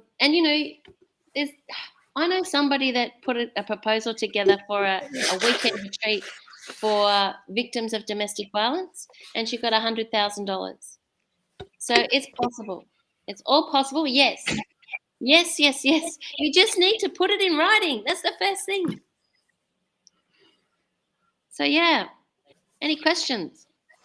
Christine, that was epic. And I was thinking I should have spoken to you like a couple of months when I came up with the idea. And before, because it would have been like a lot bigger, and next time. The cards fall where the cards fall, but I love helping people find money. And the thing is, I think it's simple. And I talked about at the start why my background was forensic science. Did you hear when I worked in forensic science in testing drugs, and people used to say, "Can you bring some home?" And I used to say, "I don't ask you to bring your work home, do you?" But and then I went into medical sales. But I couldn't work out why I find it so simple to write grants. And then I realized it's because my background is in writing proposals for medical sales. Yeah, because I don't think most people know that there's just so much money out there. And it's all out there. You just plug it in. And that's what you're finding here. Like you've given people a reason to give and made it easy for them. And they're giving. Yeah, I remember, I don't know if it was last year or the year before, I applied. I didn't really know what I was doing. I applied for some funding from the government to run like career programs. Yeah. But it had to be slightly different to what they've already got with people trying to find work, and wasn't successful. But I think I rushed it anyway. Yeah. So you can help. Somebody said, is there grants for felons? Like criminals, are they asking? Yeah, I think that's what he's asking. Yeah. Well, there is. Oh. There are grants to help people get repatriated into the community. There's programs and projects. I'm not sure that they might give you the money if you've been in jail for embezzling or something like that. But there's support programs for people coming out of that want to get back into the community. There'd be Dakota's saying she's been to prison. So, but there's programs to help people get back into the community, programs to for employment. And I know that one of the organisations that I used to work for was working a lot with women getting back into the community. So yeah, and if Dakota has been to prison, then there's a big opportunity to help other people take that journey and shall I say change their ways. So I put a special offer. Like usually I charge $395 to go through a grant with people for an hour, and I go through all the things that you need to do, and make sure that you've got things in place. And it's $197 for half an hour, but I've got a special offer, and I've posted it in the message. It's $97 for a 30-minute chat. So that'll get you, we'll sort out your 3 things, get your proposal written, and get you looking for the money. Awesome. So, Somebody there's else. like in Australia. Sorry? Oh, sorry. So in Australia, there's so many different, you've got like state and you've got like national. You can help with all types of funding that people need. Yeah, so it's the same principles. What are you doing, your proposal? And I talked about in my presentation that so the local government gives money for small projects. Every federal MP, I'm not sure if it's going to be the same now that we've changed government, but every federal MP would have $20,000 a year to give away to local, I shouldn't say give away, but to support local community groups. So, the football clubs or men's shares, those sorts of things. But you need to put it in writing. And that's what people say, I've got this great idea. And I say, have you got it in writing? And they say, no. Once you put it in writing, I say it puts form and function around your passion and purpose. And I'm passionate about it. Yeah. Oh, Christine, I love you to bits. So just a couple of things before we hand over to Simone.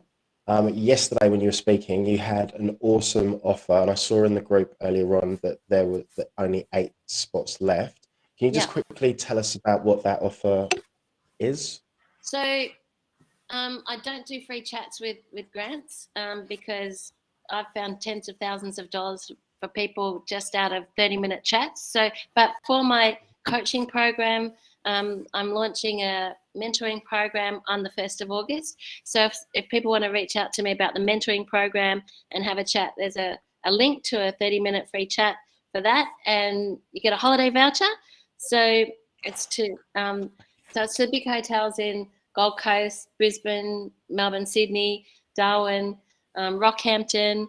I'm not sure, it might include Fiji as well, and Bali. Okay, all right.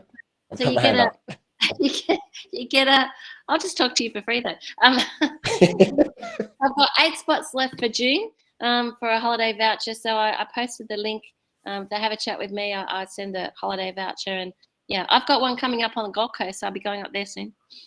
Oh, nice. All right. So is there like a time limit on this? Is it like until tomorrow, until Monday, or just until the 8 vouchers have gone? Well, it's for July, and it's Dakota's going to be in on that. I've got the 8 vouchers left, so once the 8 vouchers are gone, they're gone. Awesome. All right. Any last words? Like anything that you? So if people want to find me, Christine Stowe 1 on Facebook. I'm on LinkedIn, Christine Stowe, and there's also a Grants Made Easy page. So I've got free resources as well. I might post a link in the chat for and on your page for the page for this. Awesome. Christine, just want to say thank you for all the value today, yesterday, and just being like a big supporter, because I know that you understand, because you're going through like a similar situation with Imogen. Yeah. Love you to bits, because you're an incredible woman. You're just so like giving and caring and supportive of absolutely everyone and everything. So I love you to bits. So thank you. I love you too. All right, you have a great birthday. I wish I could give you a big hug. Yes, we will soon. All right. See ya. All right. So that was the amazing, sensational Christine Stowe. Love her to bits. And next we have another one. I just feel so lucky. So we've got SIMONNE LILEY, and absolutely love this woman because she just takes the piss out of me. So with the amount of like emojis and my posts, however, she's been like very vulnerable, like very open, and I love that she can recognize that. She owns her shit. She's killing it in her business. And today, I believe she's going to be talking about leadership, legacy. I can see her laughing in the background. So let's give a big, massive, warm welcome to SIMONNE LILEY. Can you hear me? SIMONNE, can you hear me? Hey, Mon.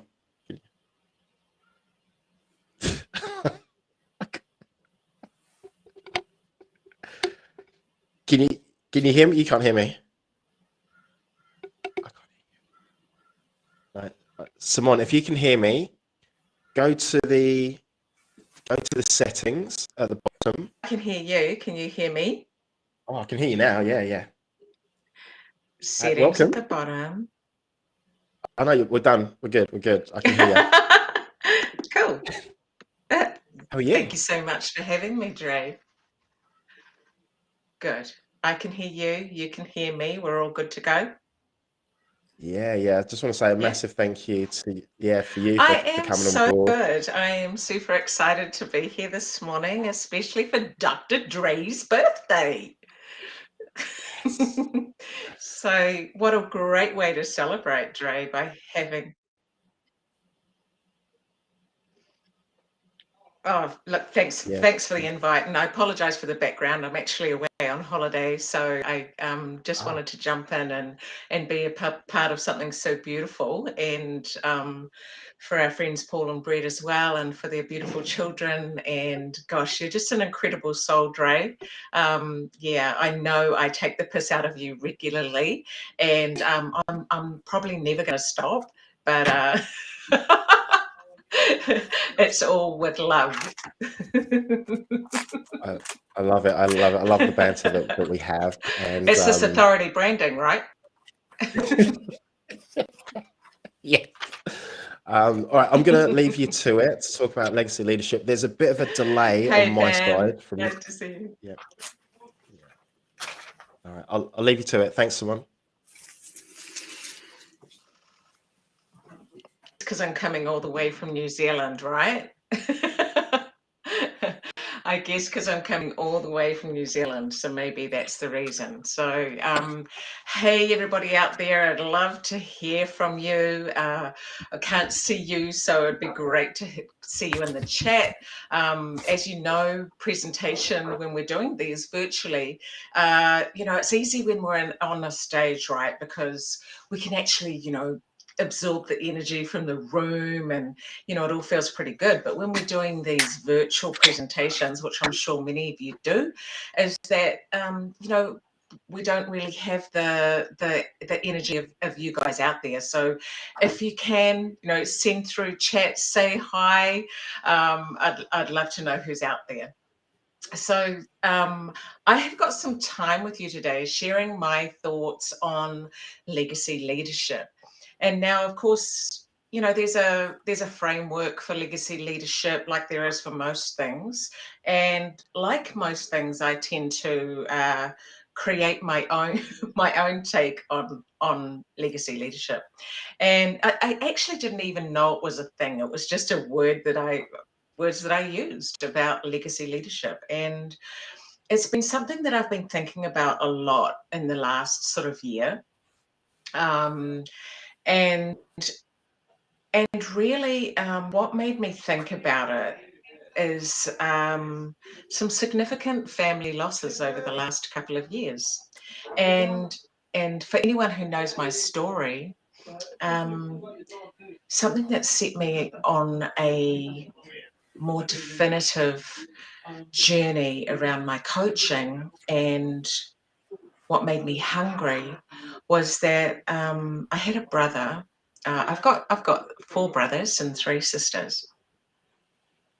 One of my brothers I was very, very close to, and we'd talk just about every day. He lived in Australia. I live in New Zealand, and we would talk a lot, and we talk a lot about what we were going to do when the kids grew up, what we were going to do when we had the money, what we were going to do when we felt this or felt that or had this or had that. And of course, what happened just a week after my 50th birthday, which was 5 years ago now, my brother rang me. He'd come over here with my other brothers and sisters, and we'd celebrated my 50th together. It was the first time in 43 years that we had all been together. So we have a very precious photo of us all together. And then that week after, he rang me and he said, "Hey, I've got some news." I got the news a few days before I came over to New Zealand for your birthday, but I didn't want to tell you there and you know, during celebrations, but I have got stage 4 lung cancer and I have been given 6 months to live. And of course that was devastating. He had battled it previously, about 2 years before. He'd been given a clean bill of health, and we were, you know, planning our lives, right? And his youngest was 17, so, you know, was getting to that age of 18 and independence. Now, why I tell you this is that we talked a lot about when the kids got older, when, all these things, right? And of course, he never got to do his wins. And so my promise to him and to myself when we knew that he was, you know, not going to make it much longer, was that my promise to him was that I was going to live my best life and I was going to not put all these excuses down to win. And so I followed more radically, I suppose, doing things that scared me, like growing my business to a to what it is today, where I work with accountants and bookkeepers and leaders. And it's got me thinking more about my legacy. And so I tell you that story because it really got me thinking about when I'm not here, and what was it that I wanted to be remembered for. And it also, as Dre said in my introduction, is it got me thinking about who I am as a human and how I show up. And it got me thinking about what it is I wanted to be. And so I've been on a journey, a long journey of self-discovery, and I seem to have developed a reputation for being vulnerable and open, which is beautiful. Thank you, Dre, for acknowledging that. And I guess what I wanted to come on today and talk about legacy leadership isn't about the coaching framework of legacy leadership, of the 5 pillars and all those sorts of things. But a lot of what I work with my clients on is their mental game. So, you know, yes, I'm a business coach. Yes, I help build accounting practices. Yes, I help with leadership. Yes, we build quality teams. You know, we do all sorts of things in amongst the coaching work that we do together.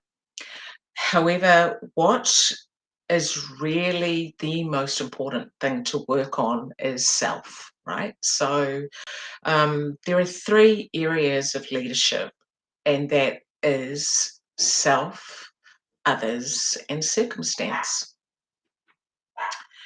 And I got really passionate about this earlier in the year, and I've got a team that help me with my business, and they're an incredible team. And they're based in the Philippines. And at first, I just started with, like many of us coaches do, I just started with a V8, right?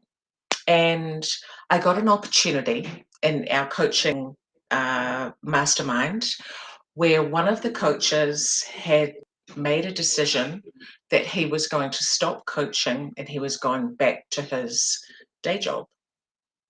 I was coaching when I entered the mastermind anyway, so I was already full-time coaching. But he had made this decision for his family, and you know, I'm sure there's plenty of people that we know that have tried the coaching gig and have gone, crikey, that was a little bit harder. Thank you, Brett. Nice to see you, darling. But it was hard, perhaps harder than they thought, right? That it wasn't just a quick, sweet deal. And he was concerned about the fact that he'd hired a full-time VA, and he had been traveling the world, and in his corporate role had always had VAs. So he had interviewed this woman and had taken her on over 60 applicants.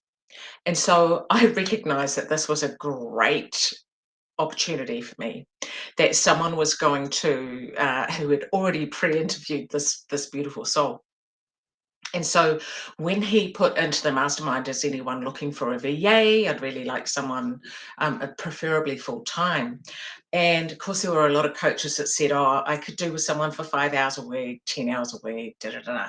At the time, I thought that I only had work for 10 hours a week for a VA. But I took the leap.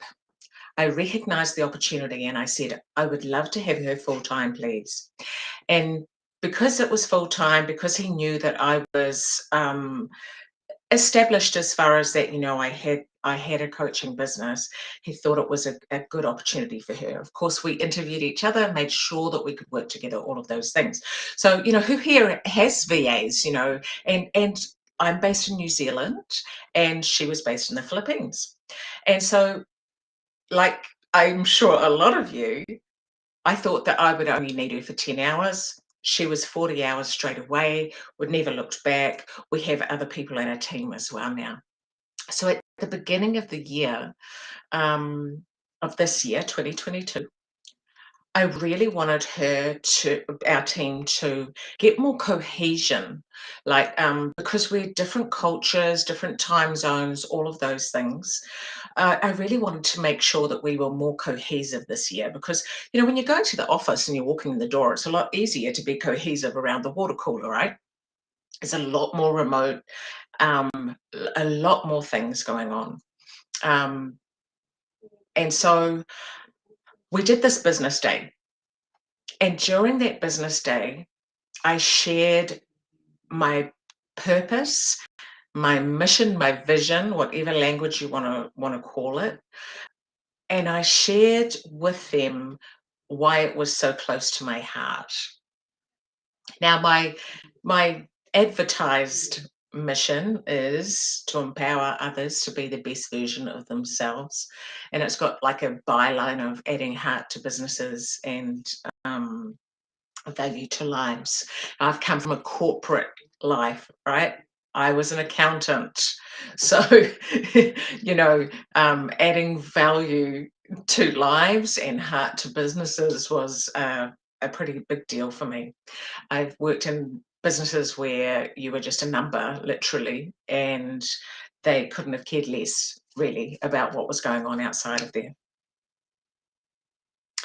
Now, this is what I know, is that for anyone who operates with a team, anyone who is in business, who is an entrepreneur, we want our team to be as invested in our mission and our purpose as we are, right? And that's what we aim for.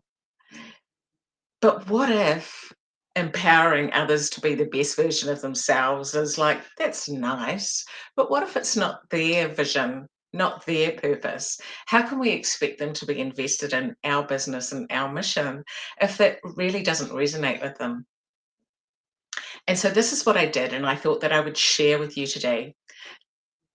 Just perhaps if you have got a team, family members, anyone that perhaps isn't as invested in your journey, in your mission, as you would like them to be or need them to be so that you can get the best out of your team, out of your relationships or anything like that. Would that be of value if we did that? If I gave you a couple of questions and a bit of an exercise, just see how you can get that real investment in people that are along for the journey with you, but perhaps aren't really that invested.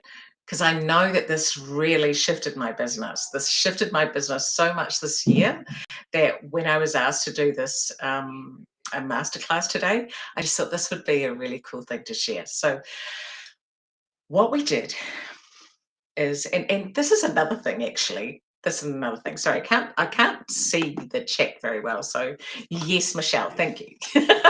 I know Michelle's out there. Is there anybody else out there? is because, and I can't remember who said it. I can't remember who said this, but it really hit home for me after the last years, losing my brother, losing my mother, losing my sister. And that's just people in my immediate family, and then there's been quite a few other losses as well, and some significant injuries and things like that. It makes you think a little bit clearer about things. And whoever said it, I don't know, but it said people die twice, once physically and once when someone says their name for the very last time. And I thought that was quite profound. I thought, wow, that's so true. And it's actually just ironic. Today might be Dre's birthday, and it's also the reason we're away today is we're celebrating my brother-in-law's birthday. But it's also the day that my mother passed away 2 years ago today. And so today I will be speaking her name, Valerie Mary Spence, or Valerie Mary Garner, or Valerie Mary Sesh, or Valerie Mary Foot, because my mother was married 4 times. So we'll just say all of those names and celebrate her today. But the thing that I did with my team, I digress a bit, is that I asked them to do a visualization. And I'm going to ask you to do it with me now. Is that okay? So I want you to get just settled and comfortable and cozy and just relaxed. So just shake whatever it is off. You don't need to look at me. I know I'm incredible and amazing, but I'm going to be here when you open your eyes as well. So I want you to just get comfortable. Take a couple of really nice, beautiful, deep breaths. Beautiful. You're doing great. And now what I want you to do is I just want you to travel forward. Like you're really beautiful and old, like you're in your late 90s and you've had a great life. You're healthy, you're well. But you know that, your time here is coming to an end. And that's okay. You're really comfortable with that because you've had a good life. You've had a great life. And I just want you to think about, what is it that great life has accumulated in? What value have you added to your time here and to the people that are in your world? What is it that people will say about you or are saying about you? And I want you to, here in New Zealand, we call them decks. I'm not quite sure what they call them in Australia, verandas or whatever it is, but you're sitting outside and you're looking over your land and you're really, just got this beautiful sun shining on you. You can perhaps hear the birds in the trees and you're just really reflecting on your life. What is it that you've created? Is it an incredible coaching business that has helped so many? Is it I don't know, is it some sort of retail? Is it a product? Is it a beautiful family? You've got lots of grandbabies running around. What is it that you've created? And what is it that people are saying and sharing about you? Now, as you're thinking about this, I really want you to dig deep. I want you to dig deep and I want you to really feel this. There's no sadness here. There's no regret. There's no guilt. There is no disappointment. There is only love here. Only love. And as you look back on your life, what is it you have created? What is it that you are known for? What is it that you can feel as you're seeing this and reflecting on this? Are there any sounds that are important? Perhaps there's some smells going on for you. Perhaps you'll be known for a great recipe. You know, there's my mother was an incredible cook, and I know that, you know, we can recreate those recipes from her, and it brings her into the room. What is it that you are known for? What is it that you have left? What is it that you want to be remembered for? I just want you now to, I want you to open your eyes just gently, and I want you to spend 2 minutes writing down what it is you were thinking then. What is it you want to be remembered for? What is, and these could be feelings. These are not, it doesn't have to be a multi-million-dollar business. We're not talking about those things. You know, if that's what you want to be remembered for, fantastic. There's no judgment here. I just want you to really think about, what is it that I want to have left? I want to have been remembered for. I want people to speak my name about. What is it that I'm creating here? I'm just going to give you 2 minutes. Now, I'm not a techie whiz, so I haven't shared my sound or anything like that. So I'm just going to speak quietly and perhaps give you some ideas and tell you a little bit of a story. But I want you to be writing this down. This is important. Yeah, this is the gold. You're sitting on that deck, 90 plus years of age, healthy, surrounded by love, no regret, no guilt, no shame, no disappointment. What is it that you have created? And as you're writing that down, I want you to think about, as you're coming back to now, like 90, I'm hoping to get to 100. So I've got 45 years. I've still got 45 years to create. And I also know that it's possible that I won't have as much energy in my 90s as I've got in my 50s. So I don't want to slack off because I've got 45 years, right? But what is it, engineering backwards, what is it that I'm going to be creating now as I come back through the decades? So just be thinking about that, like, really, what do we want to create? And the beautiful thing, the really beautiful thing, when I did this with my team,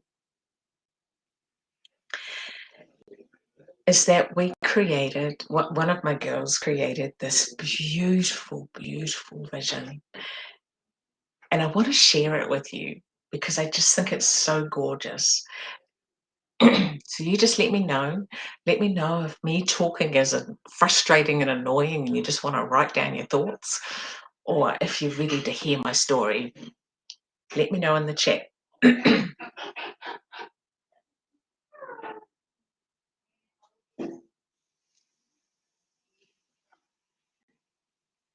Beautiful. Thanks, Brian. Nice to see you here. Story, beautiful. Love it. So one of my girls, I should say our girls, she's a beautiful soul. She is so sensitive and so loving and so caring. And her vision is to buy some land, a lot of land, and about 20 acres, I think she'd like to buy. And she wants to create a rescue shelter for dogs. She absolutely adores dogs, and she has a couple of dogs, and I know she would like a couple of hundred. And she would also like to create jobs for people who are perhaps less able to get jobs. So jobs that are for, maybe have disabilities. Thank you, Michelle.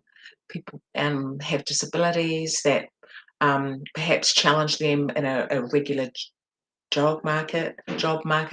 Yeah, Brian, it is a bit of a challenging exercise, and you're welcome. Yeah, absolutely. Sometimes I think we don't want to think about, what is absolutely certain for us, that at some point in time we are not physically going to be here anymore. And so doing a visualization like this is actually, it's really important, because we get busy being busy, or we can just be talking about, things that we, are going to be doing, like my brother, right? When. So I want to take that away. I want to take that away and give you this opportunity to do this, because for me, this is what legacy leadership is about. Leadership of self. Let's face those challenging exercises. Let's really ask ourselves what's important. What is it that we're going to be really, proud of, or really grateful that we were brave enough to share in our time here, and that we are now perhaps known for, or have our grandchildren talk about, or friends and colleagues, or whatever it is. But yeah, it might be challenging, but I don't know. Is anything worth doing not, Brian? And I tell you what, this investment in your time and doing this with your team, and going back to her story, gosh, she created this big, massive vision. Now, how did that show up for me in my business? I'm not a curator of dogs. I'm not a real estate agent for buying property for her.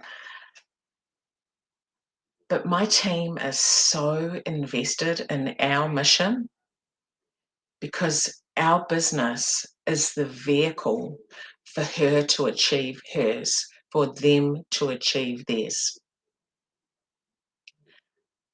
So whilst empowering others to be the best version of themselves is nice, it's not her mission. But being able to know that her employer, her friend, her boss, or whatever you want to call me, is super invested in her legacy, then we just work so beautifully together. She is so invested, it's unbelievable. Now, I think that this is incredibly powerful. And it's the same for my relationships, my intimate relationships. We don't have the same mission, but the vehicle, right? The vehicle. And I can guarantee you, if you invest some time in this visualization, and you invest some time in sharing with your family, your team, whatever it is, around getting on board with their own legacy, then I can guarantee you that your team and your family and your friends will be so much more invested. So much more invested. You're so welcome, Michelle. I'm struggling not seeing you guys. I'm really struggling not seeing you, but I hope that that has given you some value to be able to really sort of tap into that. Yeah, beautiful. Oh, thank you. Look, I am on time, I think. So is there any shares or questions or anything at all? Thank you, Dre. Mon, that was mate, incredible. Like, firstly, to your mum, Valerie Mary. I couldn't remember all full names, so I'll just say Valerie Mary. That one stayed the same.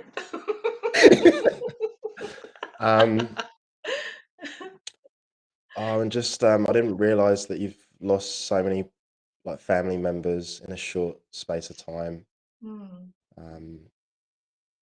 Like, thank you for sharing your man. I love listening to you like all the time. Thank you for the exercise as well. So I sat down in my chair. I was thinking about myself and my future wife and like the kids, the grandkids, and a house, and what I'd want to accomplish with like with my business. And I love that you shared about it's it's a vehicle for not just us, but for them and all your staff and all like their bigger goals and what they want to achieve. And just thank you. Yeah, just thank you. All right. You're so welcome. Does anyone have any like shares, any questions? We've got maybe a minute or two before we get Brian Duckworth on, and he's got a message here as well. Wife and I need to sit down and do this. Yeah, it really is such a beautiful exercise. It's important that you're well, you're healthy. There's no regret. No, there's none of those negative emotions there. Like, you really get into that state. Yeah. And there's so much beauty in hindsight. Like, we've got this capability, Dre, to go forward to get the hindsight before we've got there. It's just, I love that. I love that we can do this. And it's just, for my team, it truly shifted their drive. They're so invested, and I'm invested in their legacy. And so we do this together just so beautifully. And I want that for everybody here listening. Yeah. Love that. All right, Mon, a couple of questions. What's the best way for people to get hold of you? Well, you can find me on Facebook. Oops, sorry. You can find me on Facebook, of course. That's my timer. And yeah, SIMONNE LILEY. There's only one of me. So I have a very unusual name, apparently. So you can just Google me now. Brilliant. And very last question. So do you have anything that you'd like to leave us with? So maybe a quote, something inspirational, something motivational, maybe a joke, whatever you like. What would you like to say? Oh, no, you did mention that, and I totally forgot it. I think, you know what? I feel like sharing that exercise is, what I wanted to do today. And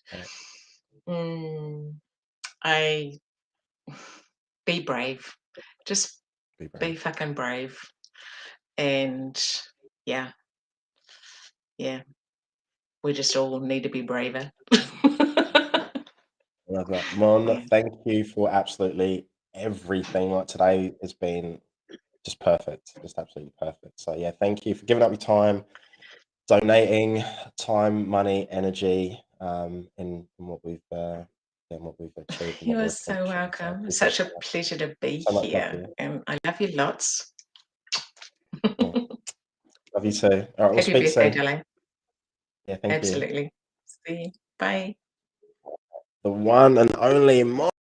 And then next up, we've got my main man, Mr. Brian Duckworth. Hi there, Dre. Happy birthday. Oh, thank you, mate. How are you? I'm excellent. Really a bit on fire. I've just been on 2 days of 12 midnight to 7 a.m. Trainings. That's a bit of a killer. Yeah. No, some real valuable stuff that for general coaching. And it's interesting to see that coaches all around the world are now addressing the same business issues, which are basically twofold. They're financial, and people. And that's what we're here to talk to today. Yeah, was it Tony Robbins' leadership? Was it that course? No. My other coaching group, which is LPW, focus.com, they hold a annual conference in Cancun, and then about 4 or 5 a year virtual business coaching mastery. That's so cool. That's so cool. All right, Brian, I'm not going to take up too much of your time, so Not I'm a going to worry. leave you to it, and you're going to be talking about how to stop the revolving door of employees and attract and retain a team of A players. A All right, players I'll be back in indeed. about 20-ish minutes. Okay, now let me see if I can get this presentation thingy working properly. Share screen. There we go. Okay, everyone should be able to see that now, I hope. So, stopping the revolving door of employees, otherwise known as attract, retain, and motivate, is a really hard task these days. Bear with me. And of course, because it's Dre's birthday, I'd be remiss if I didn't give a quick dad joke to start with. So, dad joke for Dre today is, what do you get from a dwarf cow? Condensed milk. Yes, Brian. Okay, enough of him. Look, I'm Brian Duckworth. I'm a marketing and business growth strategist. And in conversations with clients, the one big issue I've come across is their people. They can't get them, the chaos of getting people, the chaos of keeping them, the chaos of motivating them. And it's a really serious issue for all. So big question is, why has this all happened? Well, job market's highly competitive. Infotech, for example, September last year, it was Infotech Council said we needed an extra 130,000 people in the industry. March this year, it's up to 200,000 in the next 12 months. Now, that's enormous pressure on businesses, significant churn. It's the first time for a long time I've seen sign-on bonuses. They're becoming common. Cash benefits are a combination. Real big change. And the cause of this, of course, is the pandemic. Pandemic's changed how we operate, how we deal, how we buy significantly. It's really condensed probably 10 years of change into 2. Secondly, knowledge and training totally lacking. And then the fundamental shift in how we do and work with our teams, how we attract and motivate. Now, business owners are a little bit at the gates of hell with all of this. Their team lacks skills, knowledge, and ability. They've never been taught, shown, or instructed what to do. And there's usually no strategy, systems, and processes associated with attract, retain, and motivate. And having a zero payroll or outsourcing your payroll isn't actually a process. It's just one of the systems you need. We're all working on 20th century methodology, no understanding of worker demographics, no understanding of the cost of churn, both hard and soft. It may surprise you to learn that every time someone leaves your business, it costs you around $20,000. And no one understands the difference between an A player or a B player. And you've got the chaos of the churn that results in. So no viable alternative, because where we've operated from in the past is silos. We all know silos don't interact very well. You've got a recruitment silo that doesn't talk to the retention, and the retention doesn't talk to the motivation, and everyone falls off. So we all want something different. We all need something different. And we need to go back to basics, back to Maslow's hierarchy of needs, or Tony Robbins' 6 human needs. We need to have our people and satisfy their need for a contribution, for growth, career and personal, for them to feel significance and to feel that love and connection and the need for certainty. Now, what's an A player? Top 10% of their industry, you'd rehire them in a flash. They're a driver of productivity, full of integrity and commitment. They're coveted by others. and their core values and behaviors mirror yours. And their productivity is 2 to 3 times those of a B player or anyone else. That gives you a value increase to a business of around 700%. It's huge.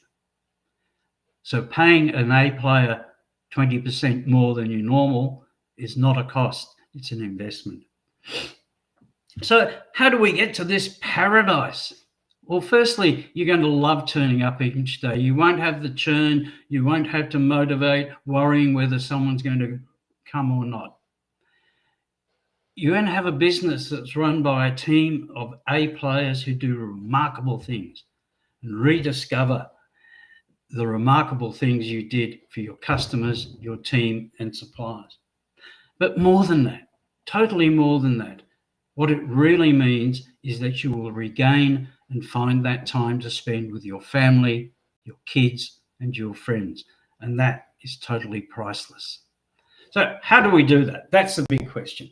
Firstly, look at things as talent management, not HR. Talent is what you need. Whole system broken. Throw everything you used to do out the door. And the solution is you need to attract people. You need to retain them. That gets them engaged. You need to motivate them, which makes them productive. All three of those give you a committed workforce of A players, and that's the total key to it all. Now, if we go a little bit deeper and let's get under the blankets, as it were, because it's freezing here in Melbourne today, let me assure you. I think we're about 8 degrees. So you've got the 3 modules: attract, motivate, retain. So under attraction, you've got optics, onboarding, and assessment. 3 key areas you need to cover. Under retention, you've got reward. How do you reward your team? You've got personal development. And you've got the expectations both from your employee or talent and by you as the employer. And by having strong expectations that are documented, you retain people because they've got clarity, they've got certainty.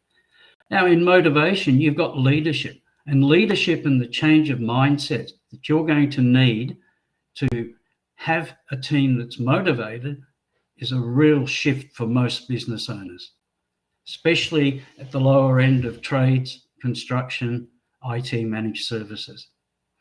You need to have recognition. You need to have that position where you recognize their contribution. And you've got to be prepared to give them responsibility so that they can move forward. Now, let's take a little bit of a deeper look into the attract module. So we're getting right under the blankets now. So you've got 3 aspects there: web presence, social media, and bold walking. So in the web presence, you need to have front and center your values and principles, your core values, your core beliefs. Because coming into the workforce, probably not quite for the first time, but for many, are the workers, the employees, the talent that was born after 2000. Their values and principles are very different from those born as millennials, for example. They have a high expectation that you will have integrity, value diversity, you'll value equality, you'll value the environment, you'll value LGBTQ, I think it is. I get confused by all of that. So it's vitally important that that is front and center on your webpage, because if you don't have it, or they join you and you're not applying the values they hold, the beliefs they value, they will leave very quickly. You won't retain them. And every time you lose them, $20,000. You need to tell people what your employment process is. One of the key aspects we build into the system is that if you want a job with our business, you have to send us a video telling us why. Now, that does a couple of things. One, the people who will complete that are people who value your values and principles. They ascribe to the same values and principles. And of course, the ones that don't, the ones that are just doing it for Centrelink purposes, they won't do a video and send it to you. And it's a very, very strong way of getting a presence. It's a very strong way of seeing who that person is. Now, there's a side benefit to all of this, because client side, they see those beliefs and values as well. As a result, they'll want to do business with you because you have the same beliefs as them. So it's a little bit like having a tribe that want to be part of you. Next is your social media, Facebook, LinkedIn, etc. Now, we've all been told, praise in public, remonstrate in private. So here you need to have a little bit of an omnipresence so that you can actually be seen on Facebook, not necessarily to sell, but showing your workers doing something, having that presentation of Employee of the Month. And of course, if you commit to Employee of the Month, you have to commit. Nothing worse than going into a business and seeing Employee of the Month and you look closer and it was 2014. That doesn't work. You have to be consistent. And again, that's part of leadership. And you have those presentations, you recognize people's successes, a job well done publicly. Now, bold walking, you're probably thinking, what the hell is bold walking? We're going all fitness orientated, Brian. I know I do Taekwondo, but walking is good for you, but no, it's not that. So firstly, it's promoting the business. Are you able to get on something like The Block? Very public presence, because that resonates with different people. You also need to be connecting. So let's say you're running a plumbing business. So if you run a plumbing business, why don't you go to Reese Plumbing in the morning when everyone's picking their gear up for the next job? Have a chat to people. Just have a conversation. How's it going? What football team? Did the Cats win on the weekend? So on and so forth. Get to know them. They get to know you. If you want to take it to the next step, maybe once a month put on a coffee cart. You take the orders and chat while the barista does what they do best. It's about creating that link, that tribe. And also the community. Now, we all want to be part of a tribe. That's important. We all want to be part of a community. So linking your social media, as I said, it's all interlinked to a community. People feel part of that.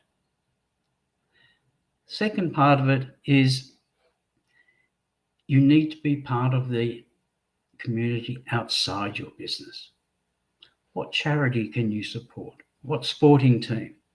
And it's not a matter of putting the billboard up at the local footy ground. It's being there, being present, being bold and walking into that sports club and engaging with people. Now, that's just one small module. Probably seems like a lot in that. But it's not easy to do all of this. It's not easy to build a business with A players. And if you want A players, you need to do this. Now, this program, a little bit of selling, and I apologize for that, but I'm using an older presentation. It's for people who are stuck in the revolving door of employees. They're stuck in that chaos of recruit, start, train, and leave. Team lack motivation, dysfunctional, or just uninterested. Generally, best for businesses with teams of 7+, but I am getting a lot of interest from business owners in that lower bracket. They're just making that transition from part A to part B. And of course, it's for business owners who want to love going to work. Now, I'm guessing you're saying, well, what does Brian know about this? He's just a boring old accountant. Well, yeah, I am a boring old accountant, but I've got a bit more than that. I've got experience with major corporates, Telstra, ACI, Pacific Brands. And yes, I'm a qualified CPA. For my sins, I'm also a licensed real estate agent where we owned, managed and sold our own business. And I've got the experience. I've managed teams of 100 plus for major corporates, such as Telstra Mobiles. And what makes this program the best in my view is that because I've owned and operated, managed, run and sold my own business, I actually know what it's like for you having to cut that payroll check every Thursday. And that's a tough gig. Let me tell you, it's tough.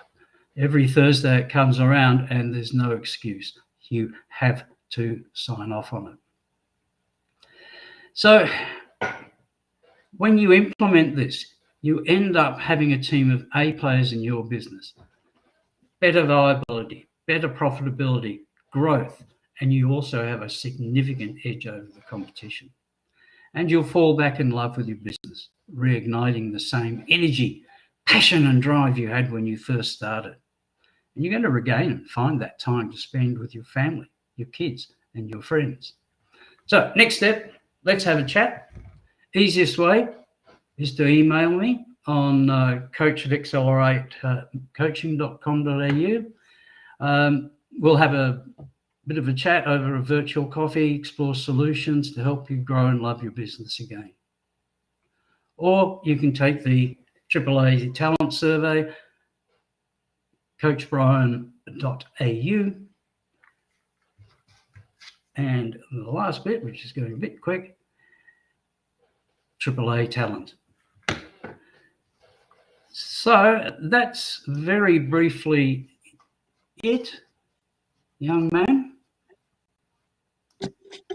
Brian, you are an absolute superstar. Thank you for that. I've put the link in the chat as well. Fantastic. All right, so we've got a couple of minutes. So if anyone has any questions, now would be the time to ask them. Brian, I had a question. So maybe actually a couple of questions. So top 10% of guys, or the top 10% of like that top talent, where do you find them? So because what I'm thinking in my head is that if they're at the top 10%, they're going to be in demand. They're probably getting paid really well from where they're currently at. So how do we, I guess, maybe attract or entice somebody to leave where they are if they're very comfortable and to come and work for us? Sure. Look, that's a fantastic question. Firstly, we're not going to be using Seek. To give you an example of an IT company, they put out they put an ad and had 500 applicants. Now you get 500 applicants, you've really got to look at them all. Even if it's a minute, that's a significant chunk out of your week, and that's part of your sunk costs. And at the end of the day, they got 2 applicants that were worth interviewing. Oh, out of the 500? Out of 500, believe it or not. And they put them on. One didn't even turn up. Second one, after about 4 hours, said, I didn't realize I had to talk to people. I don't like this. There's managed services. That's what your job is. Golly gosh. Yeah, you would think. So this process is an organic process. It's not a go out and hunt. It's attract. And that's why it's called the attract, retain and motivate. So you have your total career path mapped out so they know where they're going, from starting as a junior, getting into the next level. Then look, take a plumber or a Sparky. Sparky will start as a first year, second year, third year, fourth year, they start being given, go out to that job, do this. Yeah. So they're given responsibility. Next stage is they look after a team, or call it a team. 3 guys go in, do the job.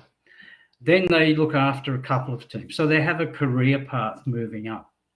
Now, if I'll talk about our middle boy, James. He's a Sparky.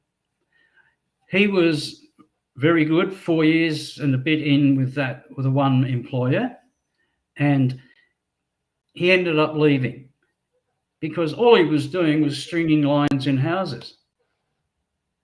And he wanted to learn more. He wanted to grow. He wanted a career path. So now he's moved into something totally different. Not a huge career path in that, but a lot of experience. And he's now starting his own job, own little business. So he does jobs on the weekend, putting in the overhead lights or whatever, you name it. So it's organic. And in organic, you'll probably attract maybe 4 to 5 per year, which doesn't sound much, but if you're not losing any out the other side, it's perfect. And people have to change their mindset from one of scarcity, I've got no work, to abundance. I've got this guy, I can now train them how we work with our principles. While someone's on holidays, they can backfill for them. So there'll be a handover, 1 week, 2 weeks on leave where they do everything. 1 week where they get the debrief. So you've got 4 weeks of training in there, very specific. In that 4 weeks, the business owner goes out and says, right, I'll find a client for this guy. So he gets the first client for them, introduces them, gets them involved. And when you attract people like that, you are attracting A players. And obviously your reward structure has to be 100%. It's no use trying to get a $120,000 employee for $50,000. Just doesn't happen. But it's not just the monetary award, it's the rest of it. If you look at the retention strategy, it's having the personal growth training, the leadership training, setting expectations. For example, you've come from a corporate background like I. Telstra, we used to have our annual review. How did you go? What did you do? Oh, yeah, all right. And you'd usually take last month's and sign it off. In my system, it's every 3 weeks you meet with the employee. Hey, it's only 15 minutes, 20 minutes, maybe an hour. And you find out how's it going? Are we meeting expectations? We see this gap. So it becomes you become a close connected team. But the owner has to be a leader, not one of the boys. And that's a significant change from a guy with 5 guys to having 10 guys. Big change there. Brian, I just want to say a massive, huge thank you to you. We are going to have to wrap up because we're ending this session, this stream, and then we're going to be starting another one in 2 minutes. So I just want to say a big, huge thank you also for the support that you always give. So like the value that you share, I love what you go through, and like you always put up your hand to do this as well, or things like this. No, what you're doing for the charity is awesome. I think it's really good. Yeah. So we need to finish with a quote, I think, but because it's Dre, what are 100 rabbits hopping backwards called? I don't know. A receding hairline. Oh, how did I can do these dad jokes all day. All right, Brian, thank you so much. We're going to have to close this down. For you guys that are watching right now, if you stick around on my page, if you're watching it on Facebook, LinkedIn, or YouTube, then a new stream is going to pop up in a couple of minutes. So we'll see you all then. Thanks a lot, Brian.